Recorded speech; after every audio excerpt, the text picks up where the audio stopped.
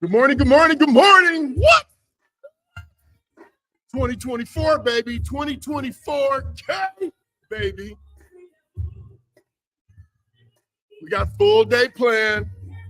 Couple hours just for you.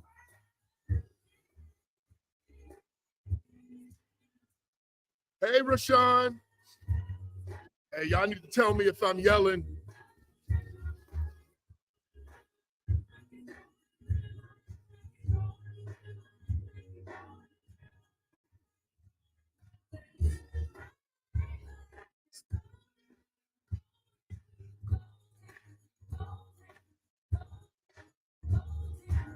What's up? What's up, DGZ? What's up, baby? How you doing, sir? There you go. You ready to pop some stuff off today? Hey, I'm ready to pop it off. Greg's ready. Greg, you ready?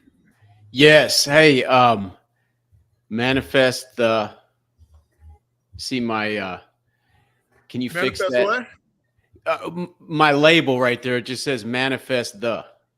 Oh wow.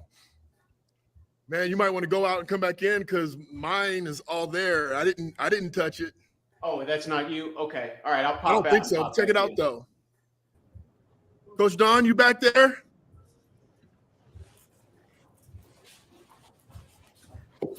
Hello. Are you golden? Oh, you horse? Yeah. Let me get it together. We live just in case y'all wanted to know. Woo! Well, then they understand that this is not perfection. All right, get that frog out your throat. Jen, you got us on mute.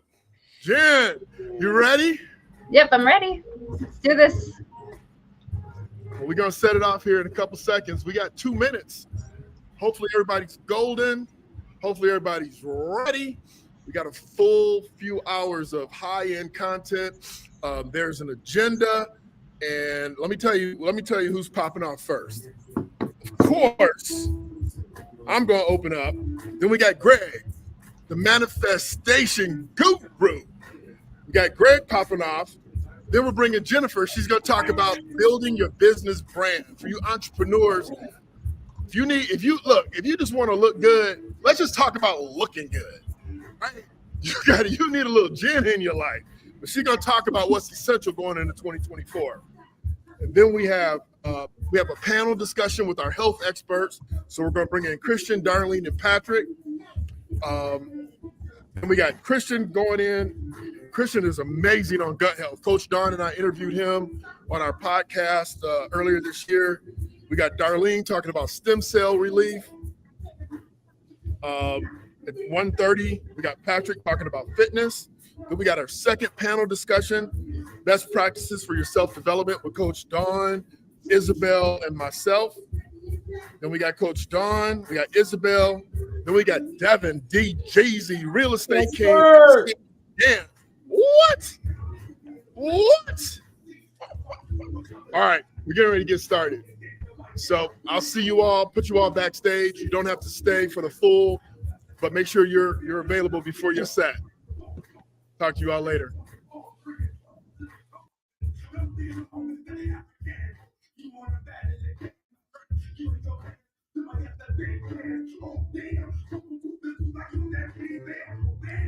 What?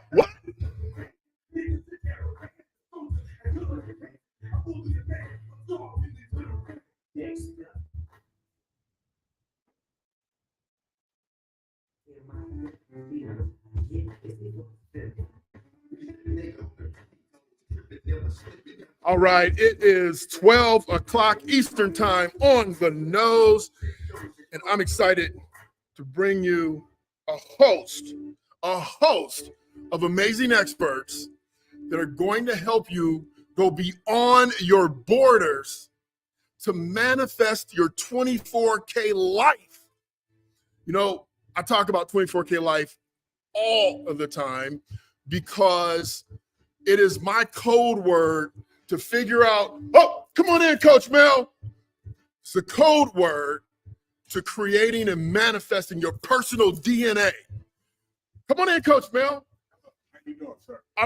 I am tall, dark, handsome, and amazing. That's right. Hey, Right here on the This side. is Coach Mel, and the reason why I'm bringing Coach Mel in is because he is our #1 sponsor. Still number one. How you Our doing? #1 sponsor. Welcome. How you guys doing? Welcome to Minnesota. Minnesota Track Elite. Minnesota. I'm from Pittsburgh, though, home of the 6-time Go Super Bowl Steelers. champions. We're hurting a little bit, but we be back. No. We ain't We're talking gonna about be that. all right. We're not talking about Anyway, that. we ain't talking about that. We're going to talk about how you can help Coach Mel in his track. You can see I posted up right here with the whole piece of what we're doing to manifest our greatest life. Youth and families determined to succeed. You know what? We're trash without our families. If you're not manifesting your best life, if you're not looking to elevate everything in your universe personally, how can you affect your community? How can you affect your family? How can you level up? Somebody's got to do it. Somebody's got to do it. Somebody's got to do it. And he's the one that's doing it. We're going to on make the sure. front lines, and this young man is on and behind the scenes and getting it done in a different way Every day. every day. Kids don't wait. Hey, we got All to right. save the We're world. going to bring you back in a little bit later, All Coach. right. Sounds Thanks, good. Coach. So listen, we talk about 24K life.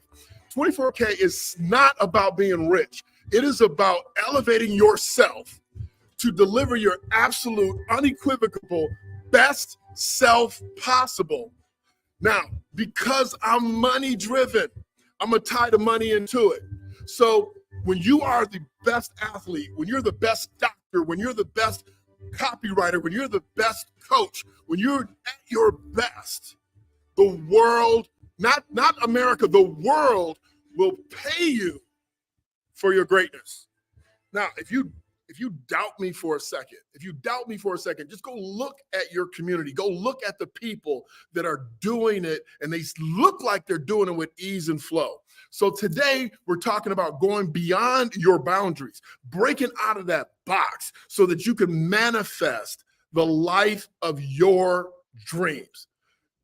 Everybody that's going to present to you today has a specialty. We decided, as we always have done with our live events, to bring experts together to help you understand what section in your life may need a little help.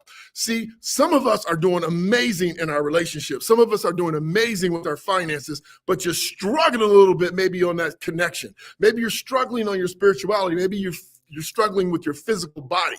But you have to have all 5 components in order to live a flow, an energized life. You have to. You need your money. You need your mindset. You need your relationships. You need your body, and you need your spirituality. And we're talking about that, and we have brought people to help you fix those things, or at least enhance them in a 24K way. Because if you are in control, if you master your mind, if you master yourself, you can control everything in your immediate universe. You can do it. There's no doubt in my mind.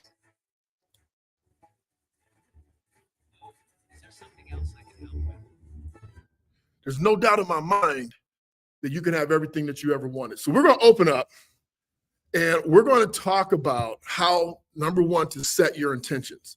So here's what I need from you. I need you to grab some pen and paper. Normally we provide you with the workbook, but you know what? It's not that serious. What is serious is that you figure out what part of this is most beneficial to you. And you can leave us a comment. You can chat with this. We'll see it live and we'll respond to you. We'll answer your questions if at all possible. Just go ahead and send a hello. For everybody that's on, we have 11, 12 people on. Just jump on and say hello. Tell us who you are, where you're from, and what you hope to get out of this session today beyond your boundaries, because we are looking to blow these boundaries up. I'm going to talk about money a little bit later. We're going to talk about how much money you need, where it needs to be, and how you can position that so that you can begin to be personally free from all the bull that comes with being shackled by debt, being shackled by responsibilities and bills that you can't afford. We're going to talk about that. We're going to figure out how to elevate through that. The 24K Life is a book that I wrote. It is a philosophy that I share, and it is a movement.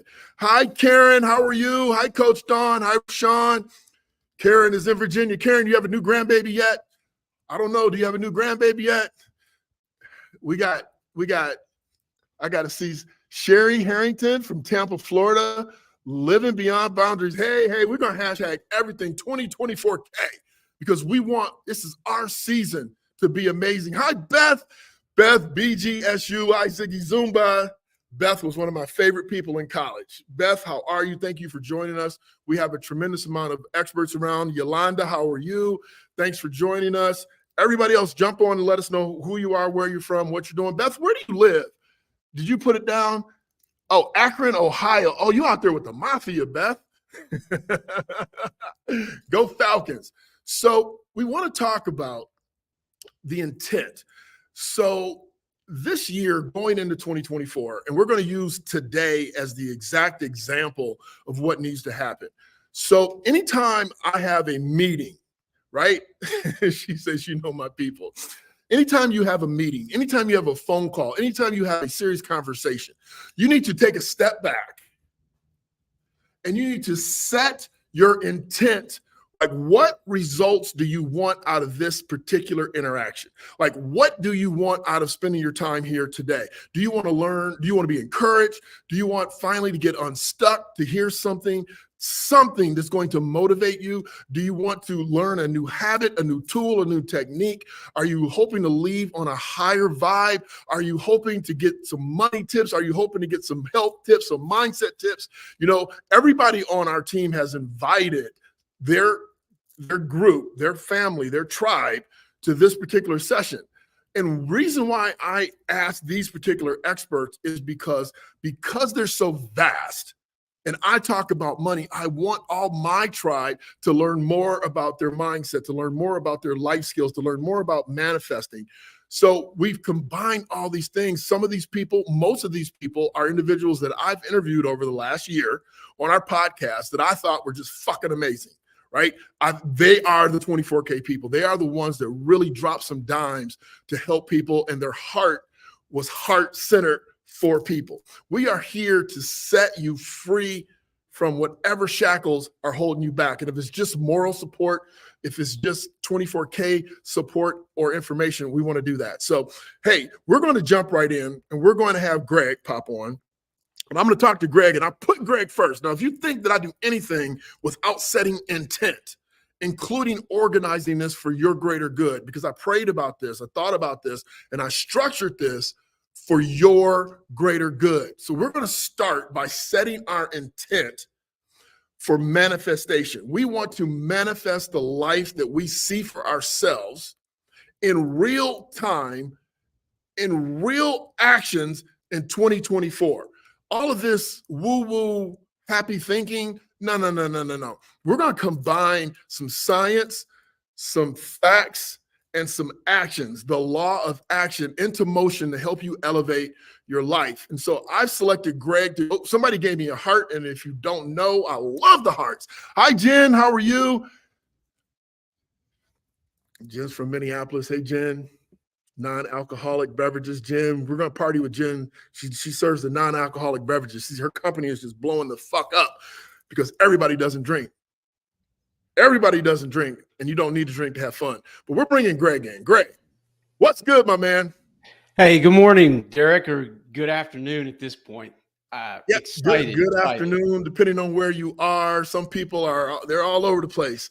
So Greg is one of my most recent interviews, and we talked about manifestation. And the reason why I fell in love with Greg was because he married the science with manifestation. He married science and some facts with the woo-woo to make it make sense. And I thought that he had a great message and approach to helping people figure out and understand how we truly are manifesting our daily lives, our weekly lives, and our lives on a whole. And this journey is about reaching your destiny.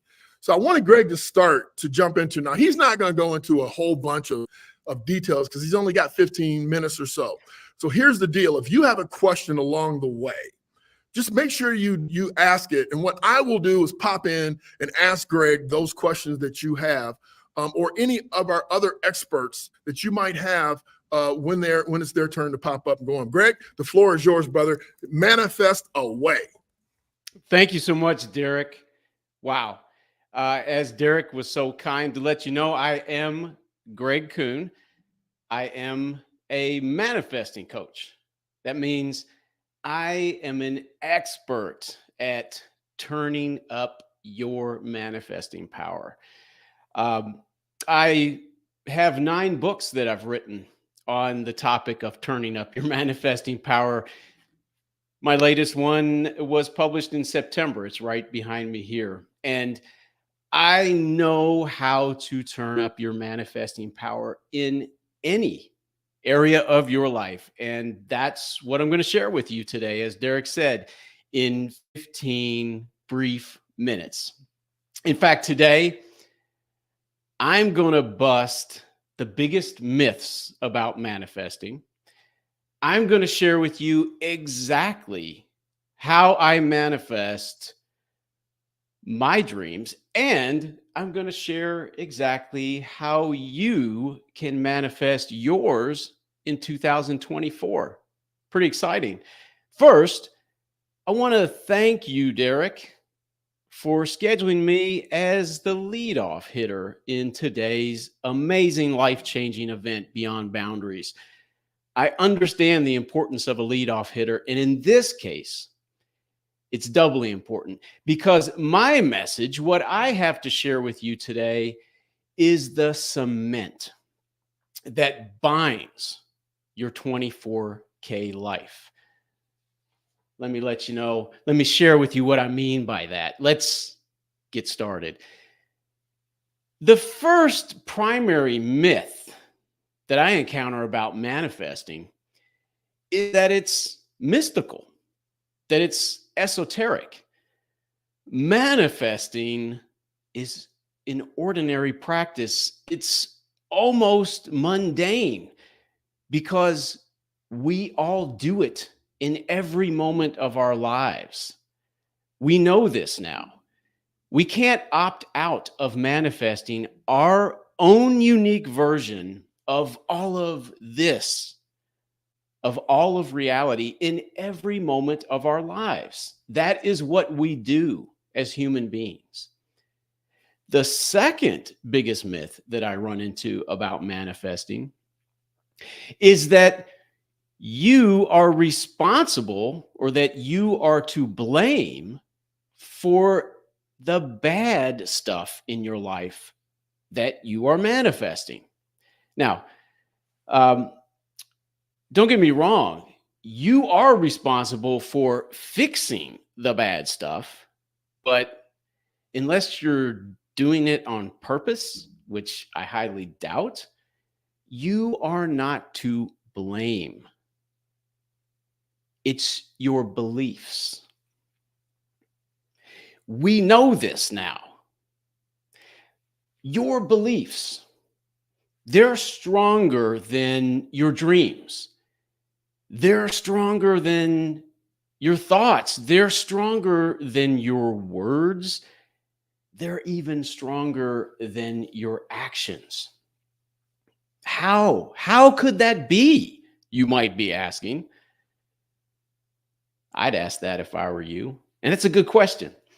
Well, first of all, these beliefs, they're in your subconscious, which means they're below your conscious awareness.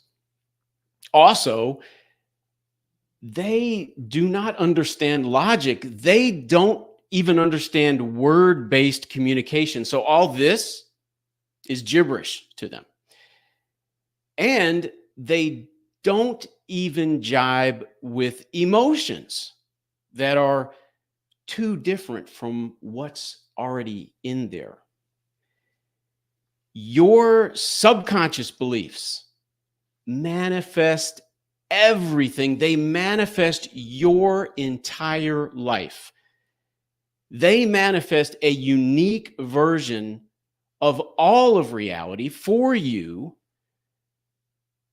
and that reflects the form, the function, the meaning, and the value of everything. It all comes from your beliefs. Now, I need to clarify here, the beliefs that I'm talking about, these aren't the things that we think about. These aren't the things we discuss. These aren't the things we write about. Remember, these are things in our subconscious. These are things that we inherited from our most important caregivers before the age of 9, because 9 years old is when we started being able to discern from the information we were receiving. And because our most important caregivers could only pass along to us what they themselves inherited, there is absolutely no doubt that you, me, and every other human being inherited some beliefs that now as adults are revealing themselves to be too limiting to manifest versions of reality that we truly desire.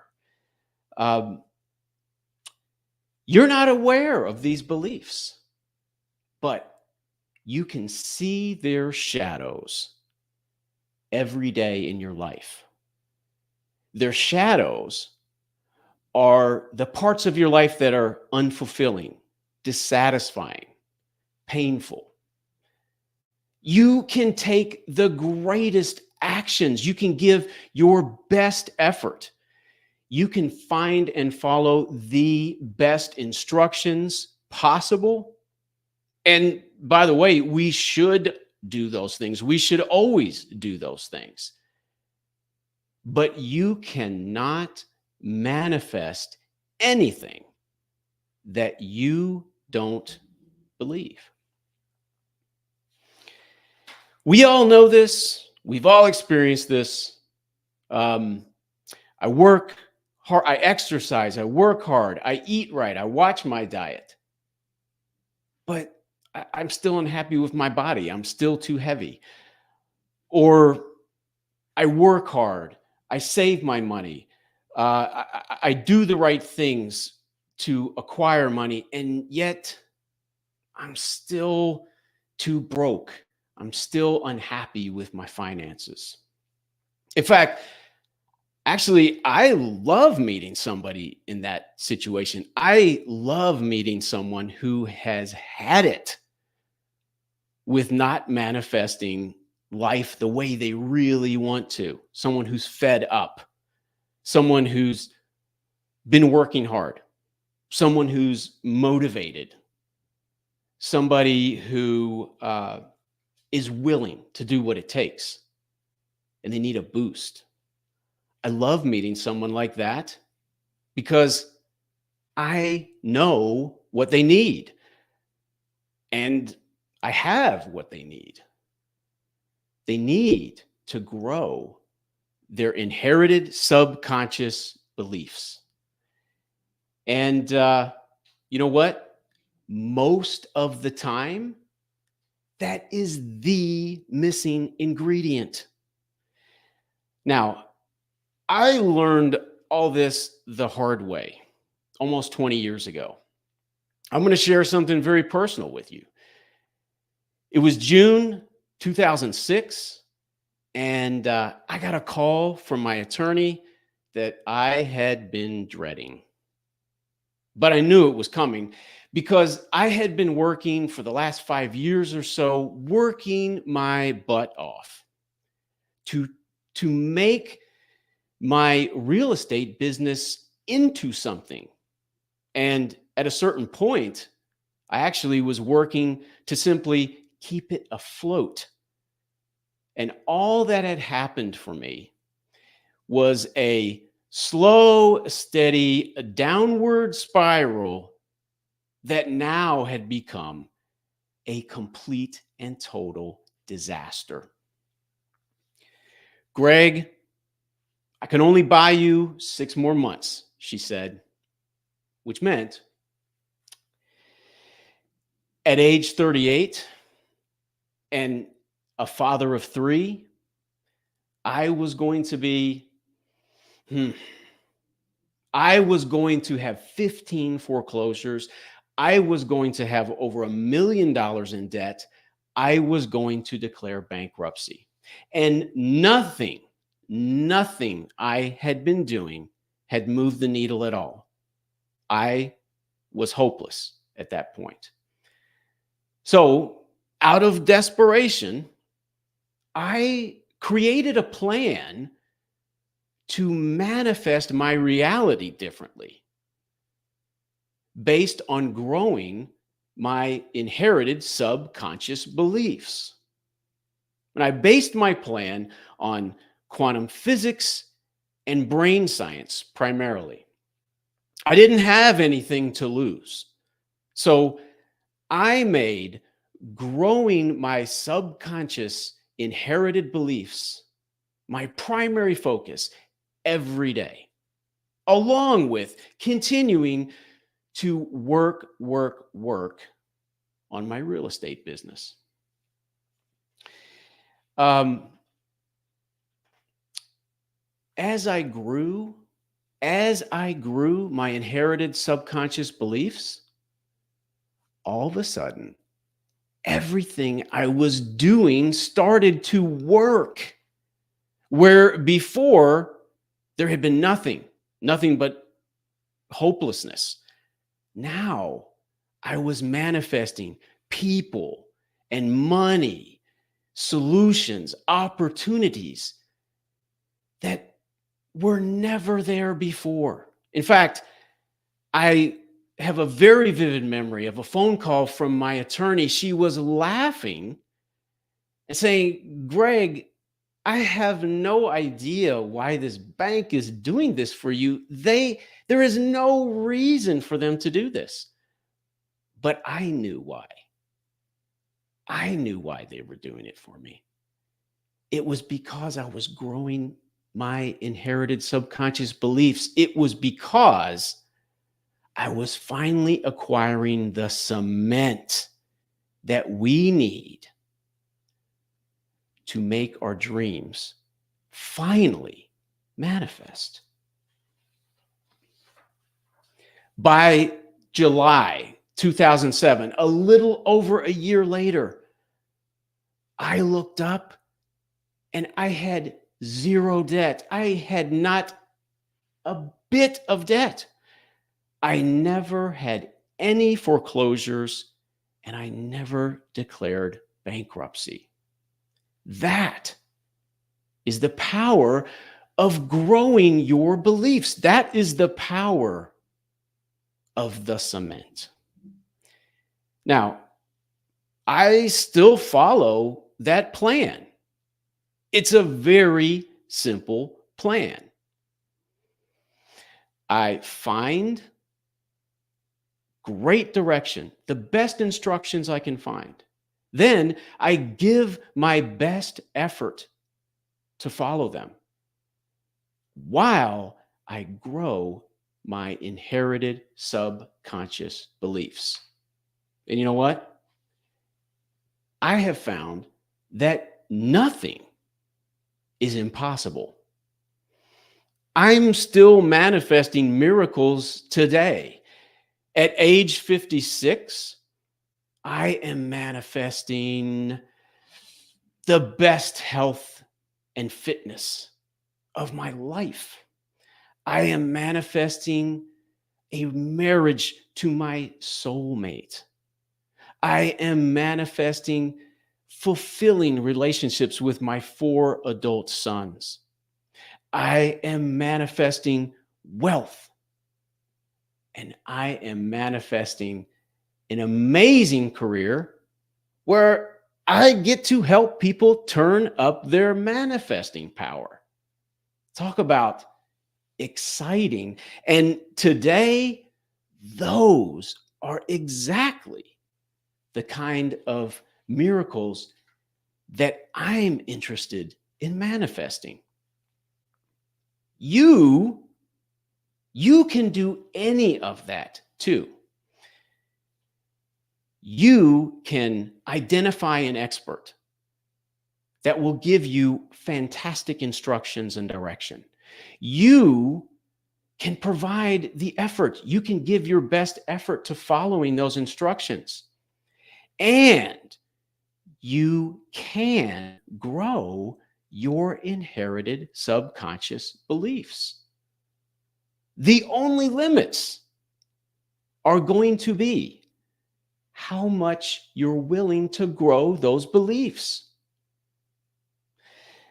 In fact, let's make this simple. You're motivated.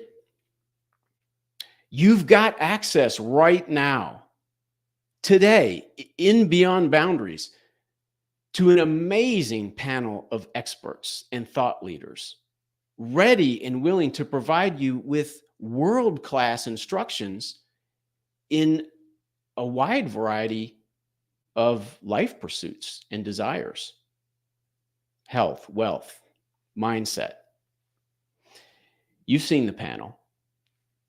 And I have a brand new manifesting coaching program for you called From Vision to Manifestation that will grow your inherited subconscious beliefs. Derek is sharing the link with you to my new coaching program. It starts January 15th. It is 12 weeks with a manifesting expert where I teach you exactly how to grow your inherited subconscious beliefs, how to align them with your desires and manifest your dreams.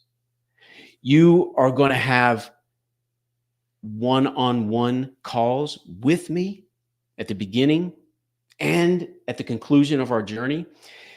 You are going to be part of an incredible closed Facebook community full of people just like you, people hungry to turn up their manifesting power and revolutionize their lives beyond boundaries. You're going to have a 1-hour community coaching call with me and everyone else every week. And you are going to have the cement you need for your 24K life for the rest of your life after we're done. Let me give you an example. What? What? I'll do. That's the joint. That is. Your 24K life for the rest of your life. It's not a phase. This ain't a fad. We're not losing weight. We're not losing weight just for the wedding. Let This me. is who we are. Go ahead, Derek, man. I'm sorry. That was dope. Let me give you an example, Derek, of how this power pairing would work. Okay. Since you popped on, let's say that you decide that you are going to work with Derek Gant. You decide that 2024 is the life that is the year that you are finally going to manifest more money, right? Well, Derek is a master. If you give your best effort to follow his instructions, I guarantee you he is going to set you up to manifest more money. That's the way it works. And I will teach you how to grow your inherited subconscious beliefs, which happen to be the very same beliefs that have been manifesting your money reality all along. Now, here's an example of how we would do this. Here's one example of how we would do this, okay? I'm going to ask you, what will manifesting the money you really desire, what will that mean about What? you? What That's will what that I'm mean talking about about. you and to other people, right? Now, you might say, I know what I would say. You might say, well, it's going to mean that I have more options in my life. It's going to mean that I'm more in control. It's going to mean that I'm more valuable. It's going to mean that I'm more important. And those are all great things, things we all want, right? Well, what I'm going to do next is I'm going to teach you how to turn even your ordinary moments into opportunities to manifest those very experiences. And this absolutely blows up. It turns up your beliefs. It turns up your beliefs about how many options you have, your beliefs about being in control, your beliefs about being valuable, and your beliefs about being important. And Gotta believe. You what? gotta believe. Good point, Greg. Gotta believe. Thank you so much. Look, we got Coach Dawn. We got Coach Mel. We got Patrick. What's up, Patrick? What's going on, man? Man, I told you, man, don't be showing up in that shirt. You need to be shirtless and ready to go. We need to see all that fitness, bro. We can show that later. We can show that later. All right, listen, I'm just showing you who's backstage. We're ready to go. Greg was spot on. Greg, let me tell you what Logan said. Logan said, wow, that was powerful. Makes me want to manifest and be more intentional. That's it, Logan. That's it. More intentional. Manifest your shit. Don't worry about what Martha and Mary and Kirk is doing. Let's manifest what you're doing. Hey, check out Greg. If you want more, if you want the hyperlink so you don't have to write it down, just DM us. Just send us a message and we'll drop it right to you for any of our expert coaches. And we're getting ready to jump in with Jen. So the rest of y'all can wave. And we're excited to see you when it's your turn, but we're going to Jen now. So Jen. Yes. Let me what's just up? tell everybody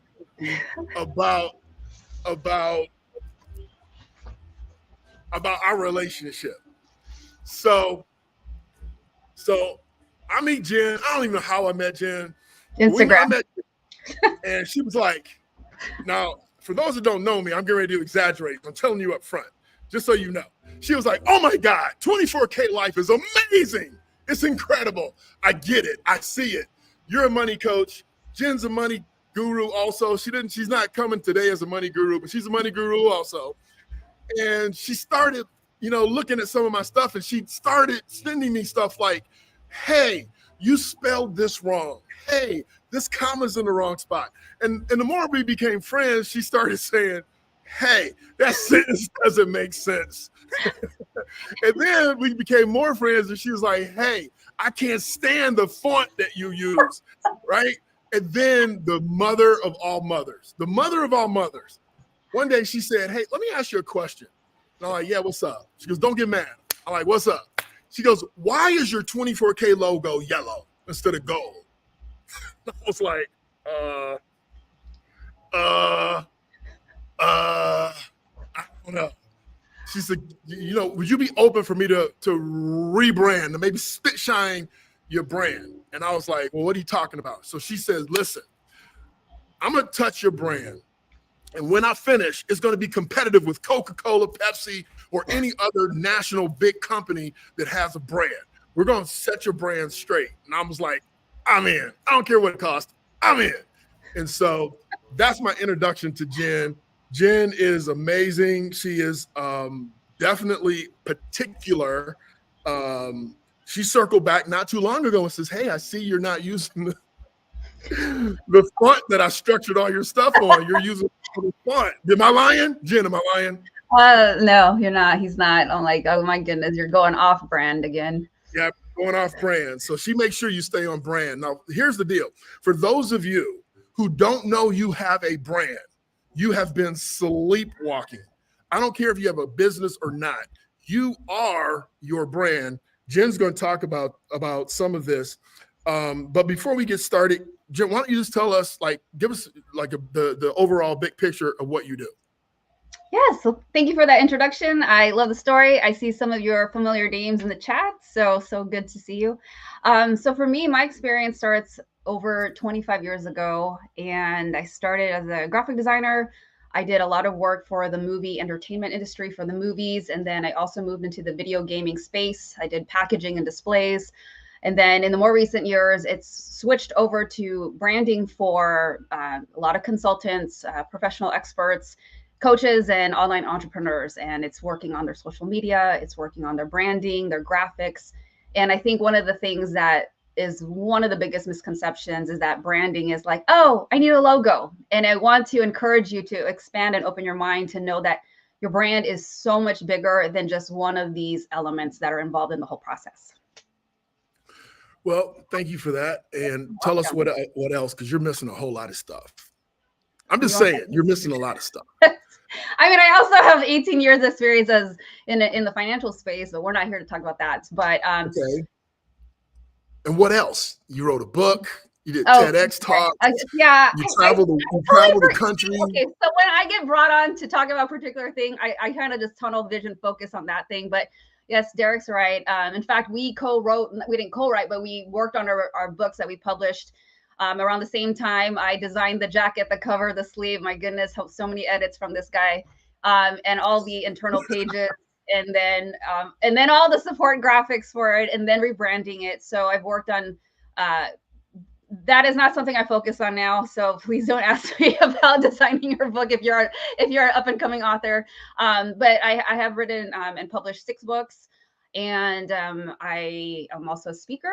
And the other most latest accomplishment was I did a TEDx talk, and that was about artistic dreams. And if you are someone that has been put down as a child or as you were growing up that you couldn't pursue something creative or something, or you were forced into doing a traditional job like a doctor, attorney, or lawyer, or something you didn't want to do, that was my focus to encourage you.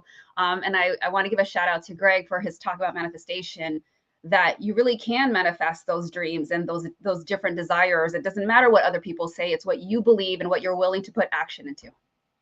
Absolutely. And I will say she will make sure you stay on brand.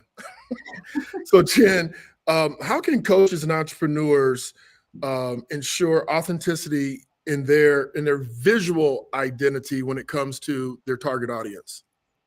That's a great question. I think one of the things that we need to start with is, and this could be for anybody out there, that you're a coach or you have a product, you have a service, whatever it is, you're in business, you're an entrepreneur in some form or fashion.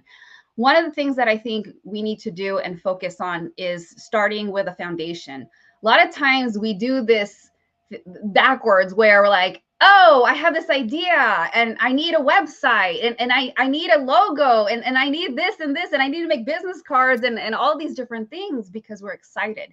And I get all that. We're excited, but I want to encourage you to understand that it's so much more important. And I'm telling you this from doing it myself, working with people that are brand new, that are very excited, but don't know where to start. And we just automatically think, oh, I need a logo, or I need to create a website. And I'm here to tell you that's not where you start. And so just to remain authentic, what I want to encourage you to do is really start with your core values. And I know that's probably, what does that got to do with design? I'm telling you, everything. Because what happens when I'm working with somebody new, they want to create something, or they want me to help them create something, and then I don't know what to go off of. And then they're like, well, I think I want it to be pink and purple. I like butterflies, or I like this font. But why? And there's no basis of it. There's no basis of why we are doing what we're doing. And I don't work that way, because I want the brand to have strength and foundation. I want there to be a reason and intentionality behind the design. And that's the difference. I will tell you right now, that is the difference between working with someone like me or working with someone on Fiverr. Because I've had people on Fiverr and different places from all over the world send me stuff. And I'm like, where did you even come up with this idea if you haven't even interviewed me? You haven't even asked me what's important about my brand or what my messaging is or anything about my business.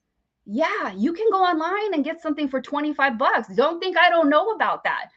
But if I looked at that, because I'm telling you, I have had samples sent to me, and I just laugh because I'm like, first off, you spelled something wrong. But the second thing, I'm like, where did you even come up with these colors?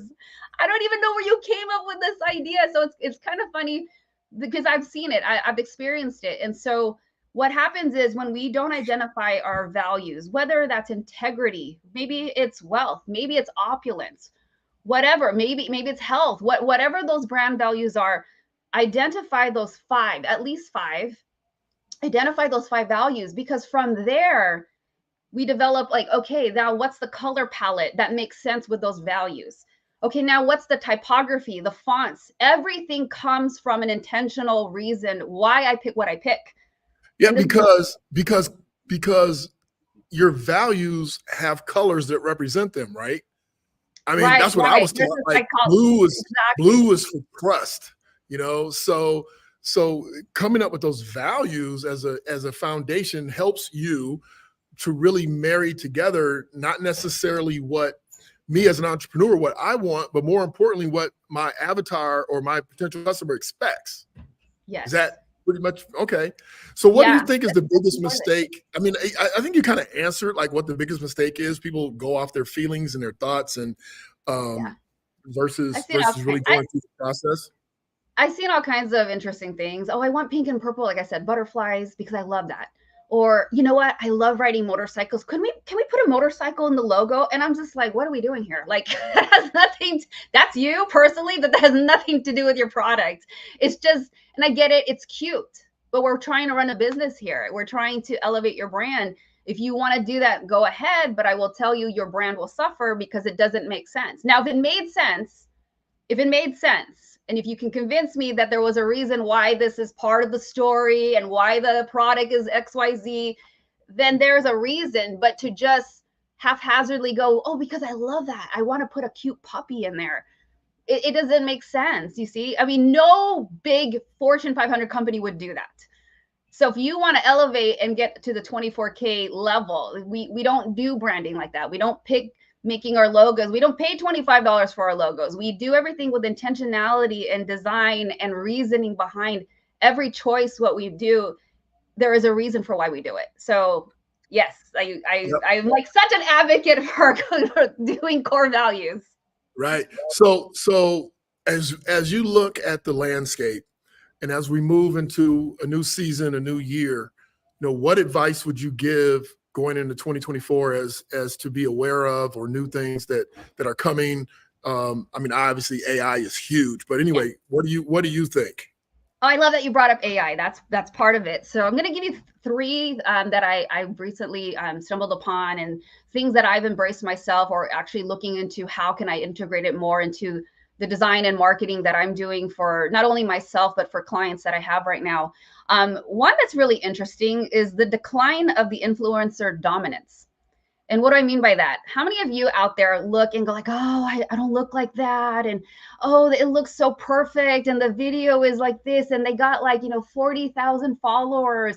And then it kind of makes us feel like, well, I don't want to make my video and I don't want to do my posting. And so there is now this realignment towards authenticity and genuine engagement.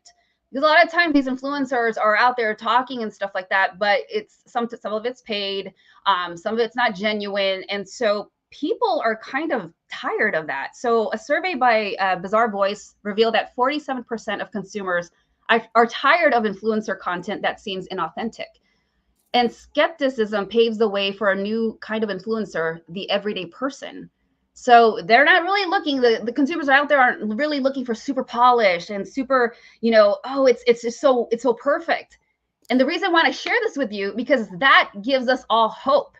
If you happen to now, Derek does it 24K style, and that's fine. But if you happen to be somebody who's like, oh, I don't have the right camera, I don't have the ring light, I don't know what to, that's okay. And so this gives you hope that that's not where the trend is going. Like, be your authentic self. Know that you don't have to attain or put things on that way, because moving into 2024, we can no longer use that as an excuse, as I'm telling you this.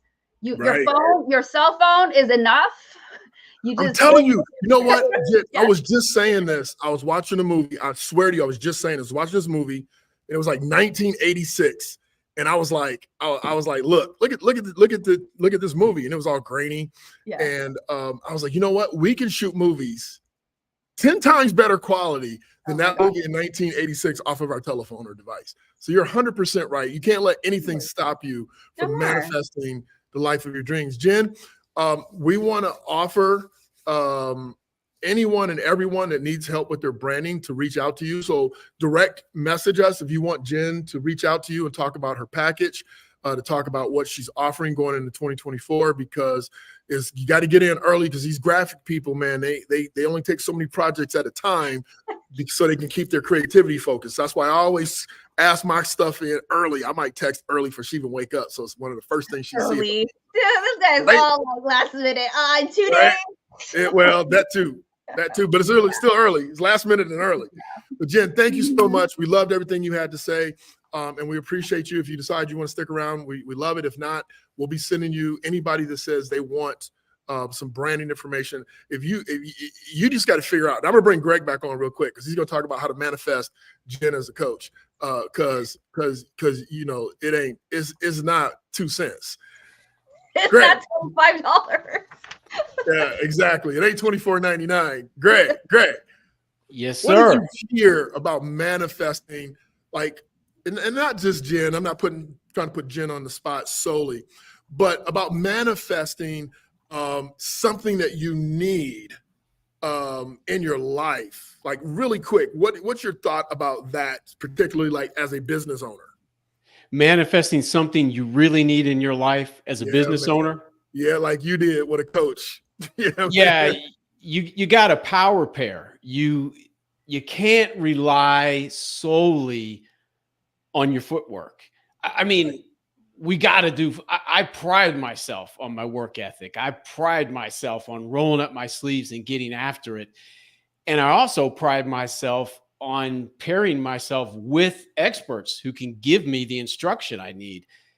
I also know that I have to grow my beliefs, those inherited beliefs. That has to come first. So the good news is you don't have to get to the mountaintop to start manifesting different, better versions of reality. It starts right away. So to your point, when I need something and I need it quick, I don't have to wait when I'm focusing on growing my beliefs. There you go. Thanks, man. I appreciate you so much. We're going to bring in our health crew. Jen, thank you so much. Thank you. Appreciate all your insights and wisdom. Greg, thank you. Stick around. I know you'll be in and out, but I'll text you if we want you to pop back on sooner than you're ready. Christian, Patrick. Derek. Hey guys. Hey Derek. Okay, firstly, Christian, you got to tell us why you're wearing those glasses. I already know. You know. I know, but the people don't know, because I would say that bro just cool. He just cool like that. I was on Yeah, an the interview Bono last look. night, and the lady at the end of the interview, she told me you look like Bono. So I'm I like, just said that. I did not come here to be insulted. Oh, come on, man. That's not an insult. So yeah, I knew that. So here's the deal, right? So a lot of us spend an inordinate amount of time at computers looking at screens. So the problem, especially in the evening time, is there's a lot of blue light emanating from these screens. And I've gone quite the great lengths to protect myself from blue light exposure at the wrong time of day. So very simply, you wake up, you want a lot of blue light exposure. So you want to get out of the house ideally. Ideally, if you can look at the sunset, at the sunrise, and then the sunset, and then after the sunset, you want to start tuning down the lights in the house. So what I do is at the computer, I have these are yellow lensed glasses. So the lenses are yellow. They block some of the blue light during the day. And then I have these red ones that I put on at night. So a couple of hours before bed. And these block pretty much all of the blue light. And what that does is it basically helps your body produce melatonin, get in the mood for sleep, and basically you're gonna have more deep sleep and have more restorative sleep. So that's why I do it. I also turn off my normal lights and I have red LED. Hello. There we go. There we go. All right, Patrick so knows listen, what's so up. y'all got to put the link. Somebody needs to drop a link on where we get these glasses, because I went and looked, Christian, after our interview, and it was just way too many choices. There I is, mean, there were just way too many choices. I got like option shock or something. So maybe you can, not now, but maybe later you can drop a couple links and tell us which ones. So I have Christian and Patrick here because they're our health gurus, and Darlene might still pop in. I'm not sure if she will or not, but so these are our health gurus. So we want to talk about, each of you want to talk about like what you see as the biggest changes that people can undertake as they start to rethink 2024. Patrick, why don't you start? I think the biggest change and the easiest one to make is the kind of food that you're taking in. A lot of us eat that processed, packaged, garbage food, and that directly affects how you feel, how you perform, how you think. So if we can focus on single ingredient whole foods from the earth, either grew out of it, ran on it, flew over it, or swam in it, you're going to feel significantly better. Your energy is going to be higher. You're going to have more mental clarity. So that's probably the lowest hanging fruit, is just changing what kind of food you put into the body. Mm-hmm. What about you, Christian? What are you thinking? Well, instinctively, the first thing I would say is close to what Patrick said. In fact, just to kind of keep it slightly different, I would say be very mindful, not only of what you put in your body, but what you don't put in your body, right? So I would try to really steer clear from the seed oils, any food that has any potential to have exposure to seed oils. That's processed foods, salad bars, restaurant food, obviously processed food from the stores that you would buy, takeout. So as much as you can avoid that, because you can eat really well at home, and many of us do. But if you're eating out a lot, if you're eating takeout processed food, very often you're really increasing your polyunsaturated fatty acid consumption, which we know is a big driver of disease. And I think we lost Derek. No, I'm here. I'm just giving you guys room so people can see you. They get too much Derek, and they get distracted. That's you got to be careful. So what I hear you both saying is that you cannot outperform a bad diet. No, you will never out-train a bad diet. Never. Okay. Or you can't out detox a lot of toxic exposure. You can't out detox a lot of toxic exposure. So from a monetary perspective, if I was going to say something like that, I would say you can't get out of debt if you keep adding debt to your portfolio. So that's the same thing as what you're saying. I love it. So let's go back to Patrick. Patrick, what's the best way? And I know everybody's different, but let's say you're training somebody new in general. What's the best way to get them moving? The simplest way is going for walks. Most people overlook the benefit of going for a 20 to 30 minute walk. If you can do that twice a day, you're going to get the blood moving, you're going to get some good cardio out of it, and it's really going to improve your mood as well. So it's simple. Just go outside in the morning, do a 15 to 20 minute walk, and then after dinner, go do another 15 to 30 minute walk. Mm-hmm. You're going to have significant health benefits just from that alone. And then really the main thing that we can do is do some strength training, because adding muscle to the body, even for ladies, has so many health implications, so many benefits that most people overlook. And I know a lot of women are scared of getting bulky and adding too much muscle, but it's really not that easy to add that much muscle that quickly. So a lot of women are scared and afraid of actually lifting weights, but they need to. Everybody should be lifting weights, because as you get older in life, muscle deteriorates. Roughly, I believe it's about 1% every year you will lose unless you're actually adding to it by training. So first step, start walking. Second step, start adding in some kind of strength training. It could be resistance bands. It could be weights. There's all kinds of different options. Could be body weight, calisthenics, but definitely get moving, right? Movement is the biggest factor of health and heart health as well. I love it. That's a great answer. So I'm going to ask Christian. So Christian, You are really brilliant on the internal stuff. So talk to us about a couple of the tests, right? Because I'm this may sound bad, but I'm big on like the cheat code, right? Like I don't want to drive 20 miles if you can give me a 15-mile shortcut, right? Screw those other 5 miles. I don't want to, I'm not going on this trip for sightseeing. I'm trying to get to the result.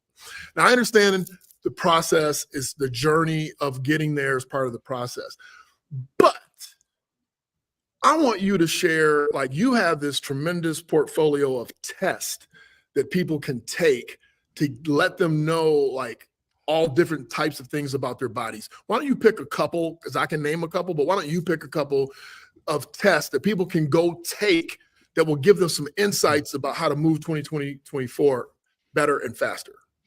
Yeah, this is probably one of my favorite topics of discussion. And my personal favorite test is called the organic acids test. This is basically a tiny little urine collection you do at home. You call the couriers, they pick it up from your house. So very convenient to do. And what that does is it gives us about 75 markers that span quite a number of areas of the metabolism. So gut function, so we can detect certain mold species, certain yeast species like candida, certain bacterial species, and a general dysbiosis of the gut environment. So that's already just that first page of the test has been incredibly useful in my clinical practice. And then there's a number of other areas the tests for, so we can check certain neurotransmitter metabolism markers, so dopamine, serotonin, norepinephrine, these things, certain B vitamins, coenzyme Q10, detoxification capacities that many people know, the master antioxidant glutathione. We can actually see if there's a deficiency in it. And if there is, that's just catching that early is invaluable, because it means if we very quickly address it, you are now detoxifying things better. And by detoxifying things better, you're protecting your cells more adequately. And that's truly one of the integral parts of aging well and staving off degeneration. Right. There's a number of other things we can check if the person has an oxalate overload. So then it's a good Christian, we don't know what an Go ahead. oxalate is, bro. What's a Oh, we don't even know what that is. sorry.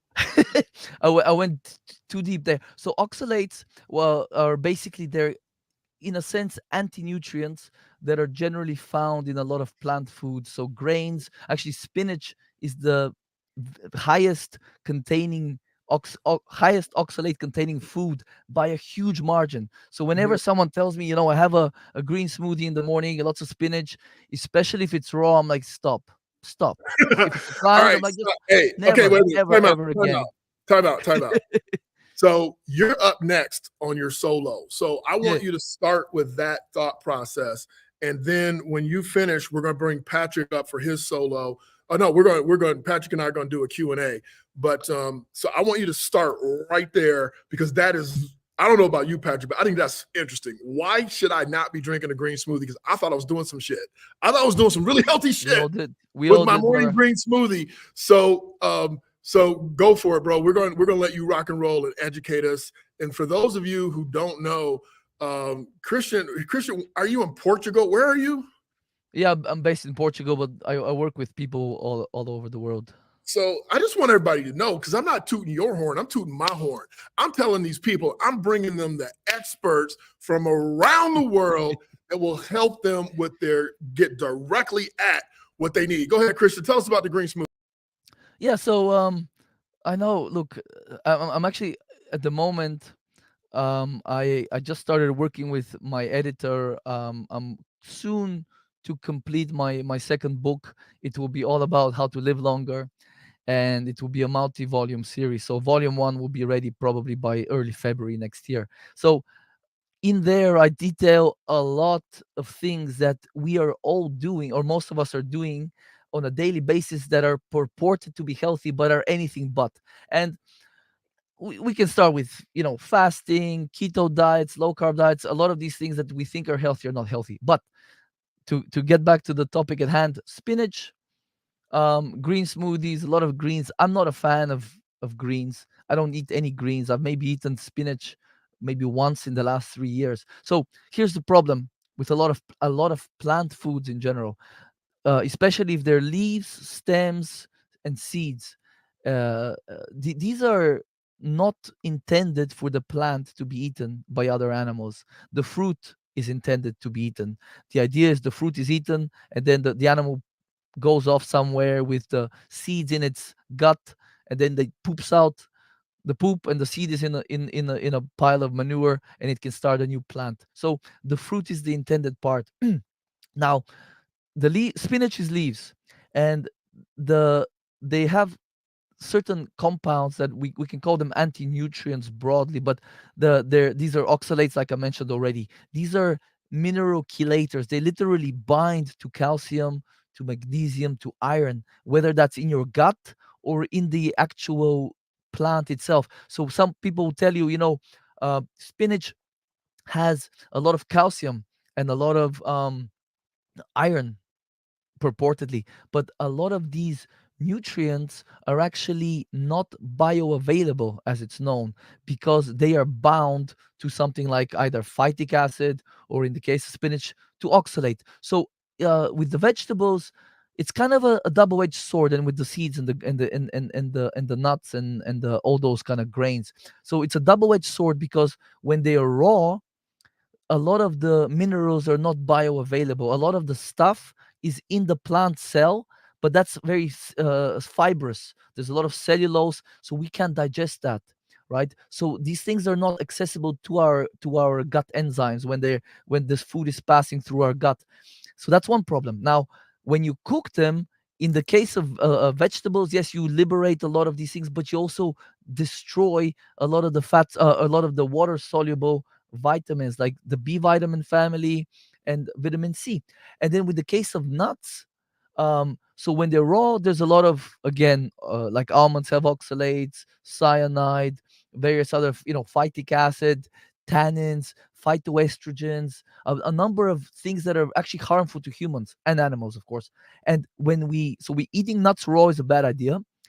But if we cook the nuts, here's the double-edged sword, is there's a lot of omega-6 polyunsaturated fatty acids in these nuts. So when you cook the nuts, when you roast them or you buy them roasted, a lot of these omega-6s, which are very fragile, have become oxidized, i.e. damaged. So hold up, man. Hold up. You're saying if I go to Costco and buy one of those big ass bags of pistachios, the pepper and salt pistachios, which I absolutely love, I don't know if those things are roasted or not, but you're saying if they're not roasted, don't eat it. Well, you're saying it's not. I'll tell you honestly, what I do for me and what I advise my clients. I say if you can never. Okay, let me speak for myself. If I never eat another nut in my life, I'll be more than perfectly happy and content. I like nuts. I used to love nuts, but knowing what I know about nuts, the anti-nutrients and the omega-6s, which are either very inflammatory in their normal state or extremely damaging in their oxidized, damaged state, I see zero reason to eat nuts and seeds. In my opinion, and many health researchers and practitioners' opinion, anything that's a seed, it's more of a survival food, Derek. So seeds are great in a famine when you or if you're really poor and you can't afford high quality animal products, fresh fruit, Right. honey, these things. So they're great if you're struggling. And we also use with my clients, we use organic basmati white rice and potatoes in terms of like clean carbohydrates. But anything that's a nut, whatever, it can be used as a garnish in the food, but I would definitely not be relying on it for my fats or my protein. So Sunday football with a bag of nuts is not a good move. All right, so not we got a good longevity move, brother. Yeah, okay, so we got a couple questions. Number one is Ruth wants to know the name of the test that you mentioned earlier, and I'll post it for you specifically, Ruth, later. But what's the name of the test? So it's the organic acids test, OAT.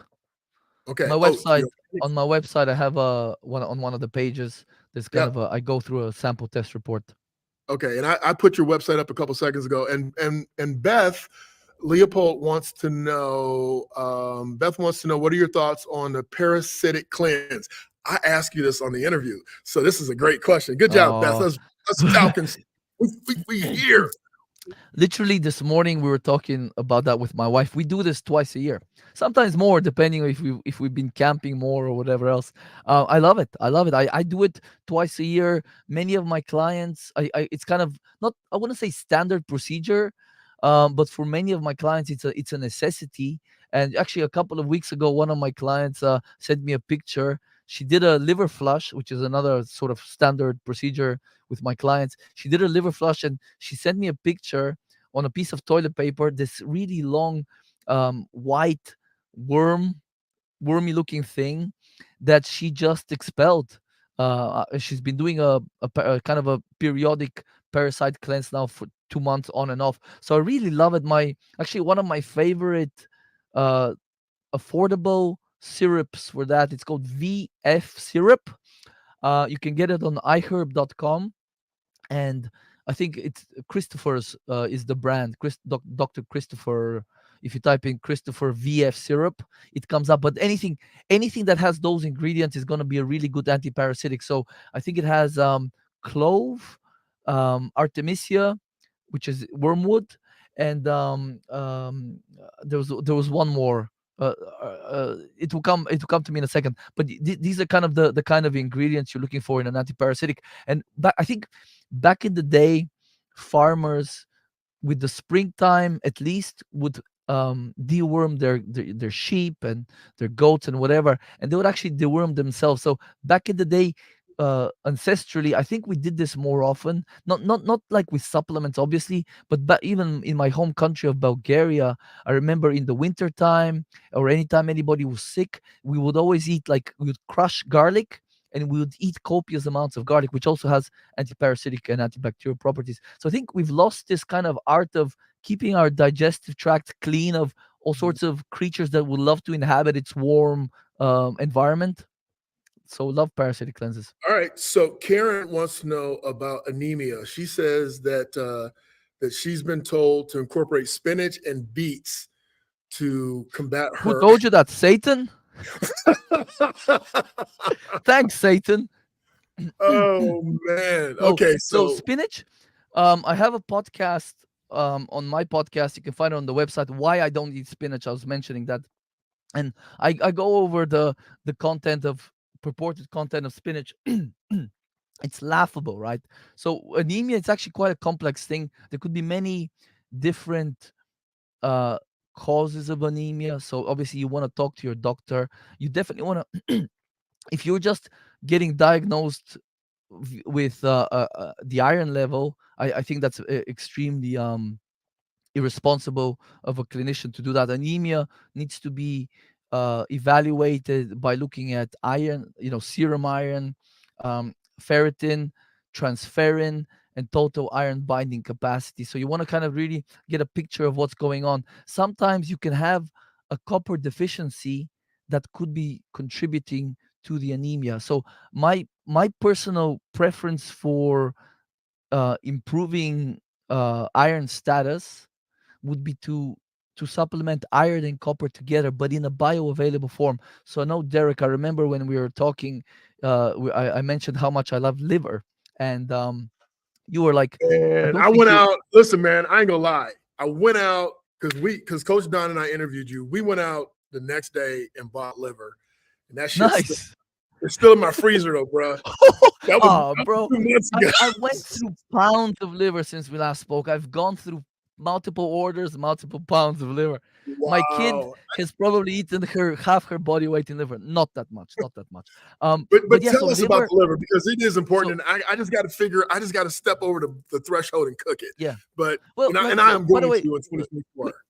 Quick aside, I tell people, if you hate it, just mask it in the food. So the easiest way to do it with small kids is just have a piece that's frozen, and out of the fridge just grate it onto the dish, whatever, be it a stir fry or like bolognese sauce, just grate it over the dish, and you completely disguise the flavor of it. Thank you. And you said, you were so nice because you said little kids, but I'm talking about me. So I'm gonna do that. I'm gonna do that for myself. It's crazy how many people just. I think it's one of those things where if you don't eat it when you're a kid, it's a little bit slimy and weird. I actually last week I had some raw chicken liver out of the freezer. I let it defrost, and raw is kind of a bit gross. But I to be honest, I actually think eating it, if you take safety precautions like freeze it for 2 weeks and then make sure it's not contaminated, it's from a healthy animal. Either cook it as lightly as possible, or I try to like eat a little bit raw and then eat the rest cooked, just to get some of the nutrients that will get destroyed through the heating process. But the reason liver is so good for folks with anemia or suspected anemia is because it provides iron in the bioavailable form, along with the entourage of copper and all the other cofactors required to actually really increase our status. So a lot of people, they're given by their doctor iron, which it can be just a metallic form of iron, which actually is quite dangerous because it can cause oxidative stress, which can damage our tissues and age us faster. So iron is there's a delicate balance of iron. Most people, especially men, tend to have too much. Women obviously, because through the menstrual cycle they clear out more iron over their lifetime, which could be one of the reasons women live longer than men actually. But Hey, we Christian, definitely don't want to mess with it. here. We got a good question here. This is a great friggin' question. What about organic meat supplements? Organic meat supplements, like you mean like desiccated organs and stuff? I don't know. I'm assuming like you can go to the health food store and get a pill that's probably something like that. So that's my guess. No. I mean, like we're talking with Patrick at the start. She said not organic, organ meat supplements. She said. Oh yeah. That's what I thought. Yeah. So desiccated organs. It's, to be honest, they're actually quite expensive. The high quality ones. If you don't like liver, egg yolks have a lot of similar nutrients in smaller amounts. So if you up your egg yolk intake, I think it's probably a cheaper, healthier, better way, and you're getting a lot of other stuff with it, protein, B vitamins, and so on. Because from what I understand, even if you don't use much heat, when you dry the organ, whatever, or any food, when one element or nutrient oxidizes or gets damaged, it can damage others. And then let's say the vitamin A content of that piece of desiccated liver gets damaged. Now when you're taking it in, it causes damage as opposed to increasing your nutrient status. So ideally we want to take, that's why it's the same rationale of roasted nuts. Why would you eat something that some of the fatty acids in it are already damaged, and they come in and they damage our cells and they deplete our antioxidants? So I know there's some good brands out there. If you don't want to eat liver, if you're squeamish, I would say either man up or woman up and just do it, or just eat more egg yolks. All right, man. I appreciate you. Thank you so much for those insights. For more, My Christian Yardanov.com. I've been posting up his link, just his name as you see it there, .com. Check him out. Christian, we know, what time is it in Portugal? It's only 6 p.m. now. All right. So we know you got a little family time, but we appreciate you jumping on. We really want people to hold on to this information, or at least the pieces that are pertinent to them, so that they can have an amazing 2024. If you want to check out those testing, all those tests, Christian can send you or set up for you to take, no matter where you are in the world. He's doing some of it for us and for myself, and I am committed to doing liver once a month. Once a month, dude. You're a big guy. You're a big guy. What are you? 220? No, man. I'm 235, man. 230, dude. You could easily be getting, I don't know, like 10 ounces a month at least. All right, so I'll take 10 ounces. Does it matter if I take them all at once, or can I spread it out? Ideally, spread them out. Yeah. All right. So make sure you reach out to Christian. He is, man, he hasn't even begun to talk about what he knows about. We've talked about so many things. I'll drop the podcast here shortly so that you can, so for those of you that want to know more, you can do that. But if you really want to get your 2024 started off right, go check out Christian at his website, christianyardanov.com. Thanks, Christian. We're going to bring Patrick on so he can talk about the other side. Be well. Thank you. All right, big dog. Let's go, man. Hey, man, that dude knows some stuff, bro. He does. Definitely some good information. He said, where is your doctor? Who's your doctor? Is it Satan? Yeah, that organ meat, man. That organ meat's that's a tough one for me too. So you're not alone there. Yeah, but I'm gonna try it, man. It's already in the freezer. So all I had to do was like measure it for 10 ounces. I'm glad he said that because I'm really good at this, right? It's like when I bought my golf, I joined a country club. I took the price of the country club and I divided it by the number of times I could golf. And then I figured out exactly how much it was going to be per round. And it had to be cheaper than me going over to the free place. Yep. So I'm going to spread my 10 ounces out over the month of my meals, and maybe we'll sprinkle it into a couple meals to make it better for myself. So Christian ain't no on joke. there like Parmesan. Yeah, there you go. Christian ain't no joke, man. I really appreciate him jumping on. He was our last entrant, and did I ask? And he was able and available. Dude is just so smart about what he knows. So what I want to do with you is I want to know. I'm going to start with the hard stuff. And to me, the hard thing for people is accountability.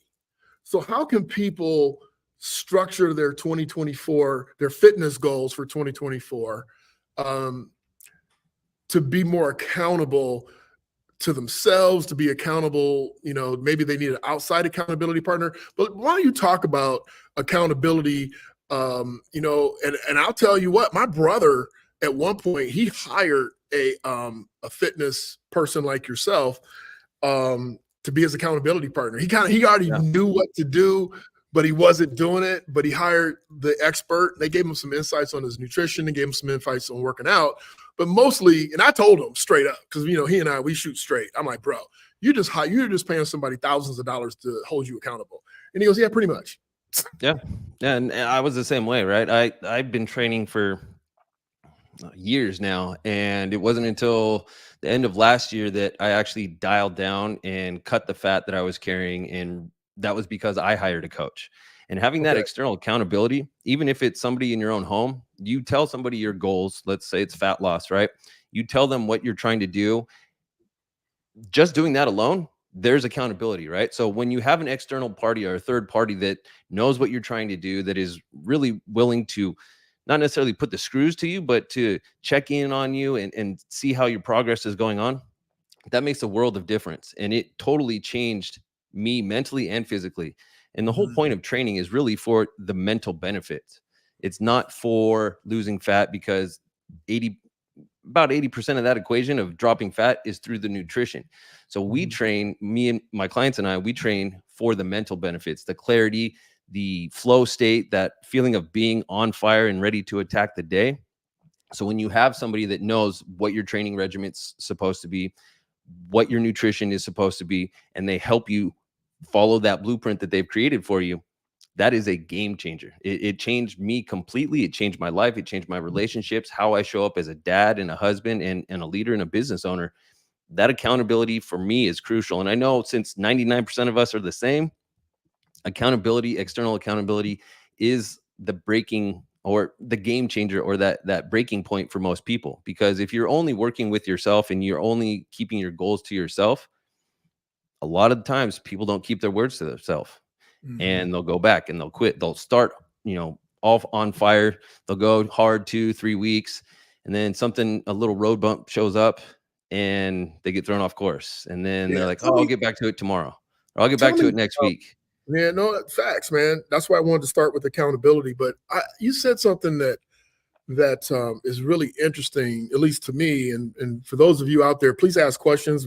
So far, everybody that's asked a question, we've been able to ask the expert to get them an answer. So if you have one, ask. But my question for you is, you talked about, hey, we do this for the mental clarity, which I know personally that I'm more sane, and I'll use the word sane, but let's say patient. I'm more patient. I'm more reasonable. I'm more understanding. I'm probably more loving and considerate when I'm consistently working out. So I'm translating that to what you're saying. But my real question for you is that, you know, somebody who hasn't been working out, what should they be looking for that mental clarity in the beginning? Does that flow state? I like the word you used about flow state. Does that come after a while? I mean, what's the exponential factor to get to a point to where, you know, you're like, okay, yeah, this is good. Right. So the flow state comes anytime you push yourself in a workout. The physiology behind it is when you're breathing hard, you're oxygenating your blood, right? You get that blood real red, real rich with oxygen, and then that hits the prefrontal cortex in the brain. And that is the flow state. And when you're in there, it's a higher level of consciousness. That's why you're able to be more understanding. That's why you have more patience, because your vibe is elevated.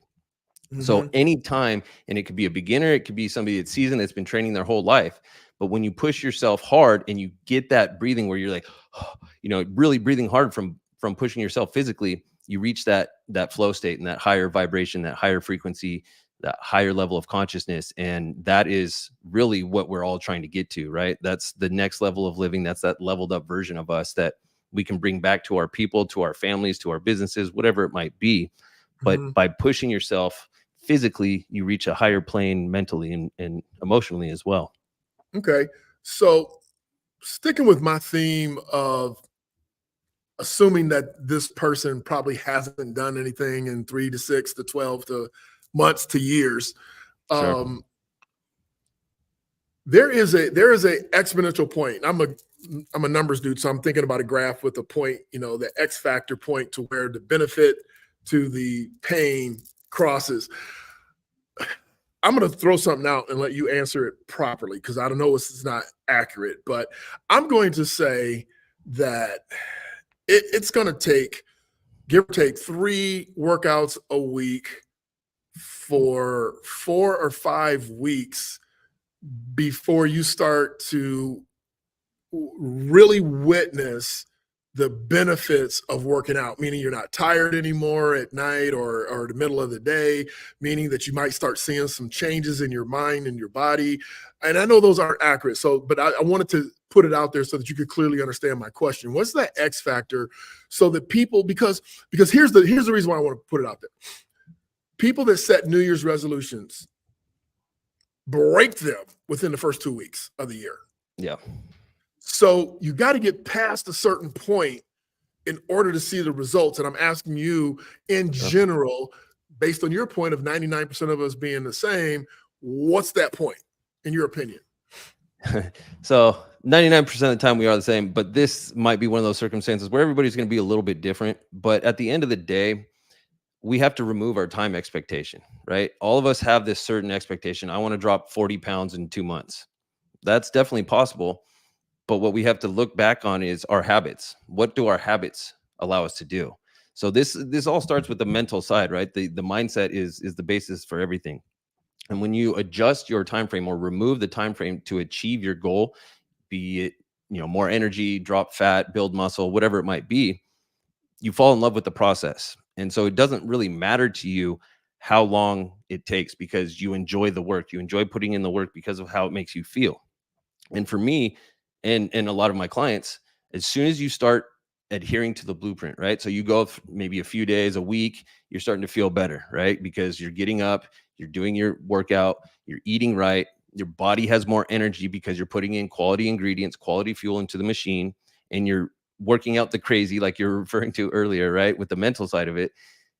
This can happen quickly, but the problem is people want drastic results real fast. And we have to look back and say, how long did it take you to get into the situation that you're currently in? You didn't gain that extra 20, 30, 40, 50 pounds in a month, right? This was a series and a timeline of either poor decisions with food or being inactive. So you have to really just adjust your time expectation, because you can't just snap your fingers and drop 25 pounds. Right. It's possible to drop it quick, But again, you have to remove your time expectation and really enjoy the process. And I know that sounds weird and Dude, sounds silly, but when you actually go through it.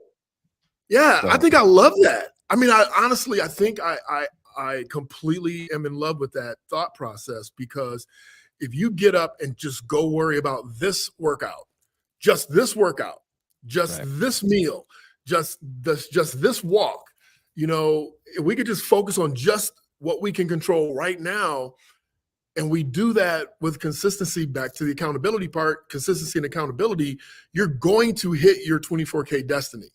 Absolutely.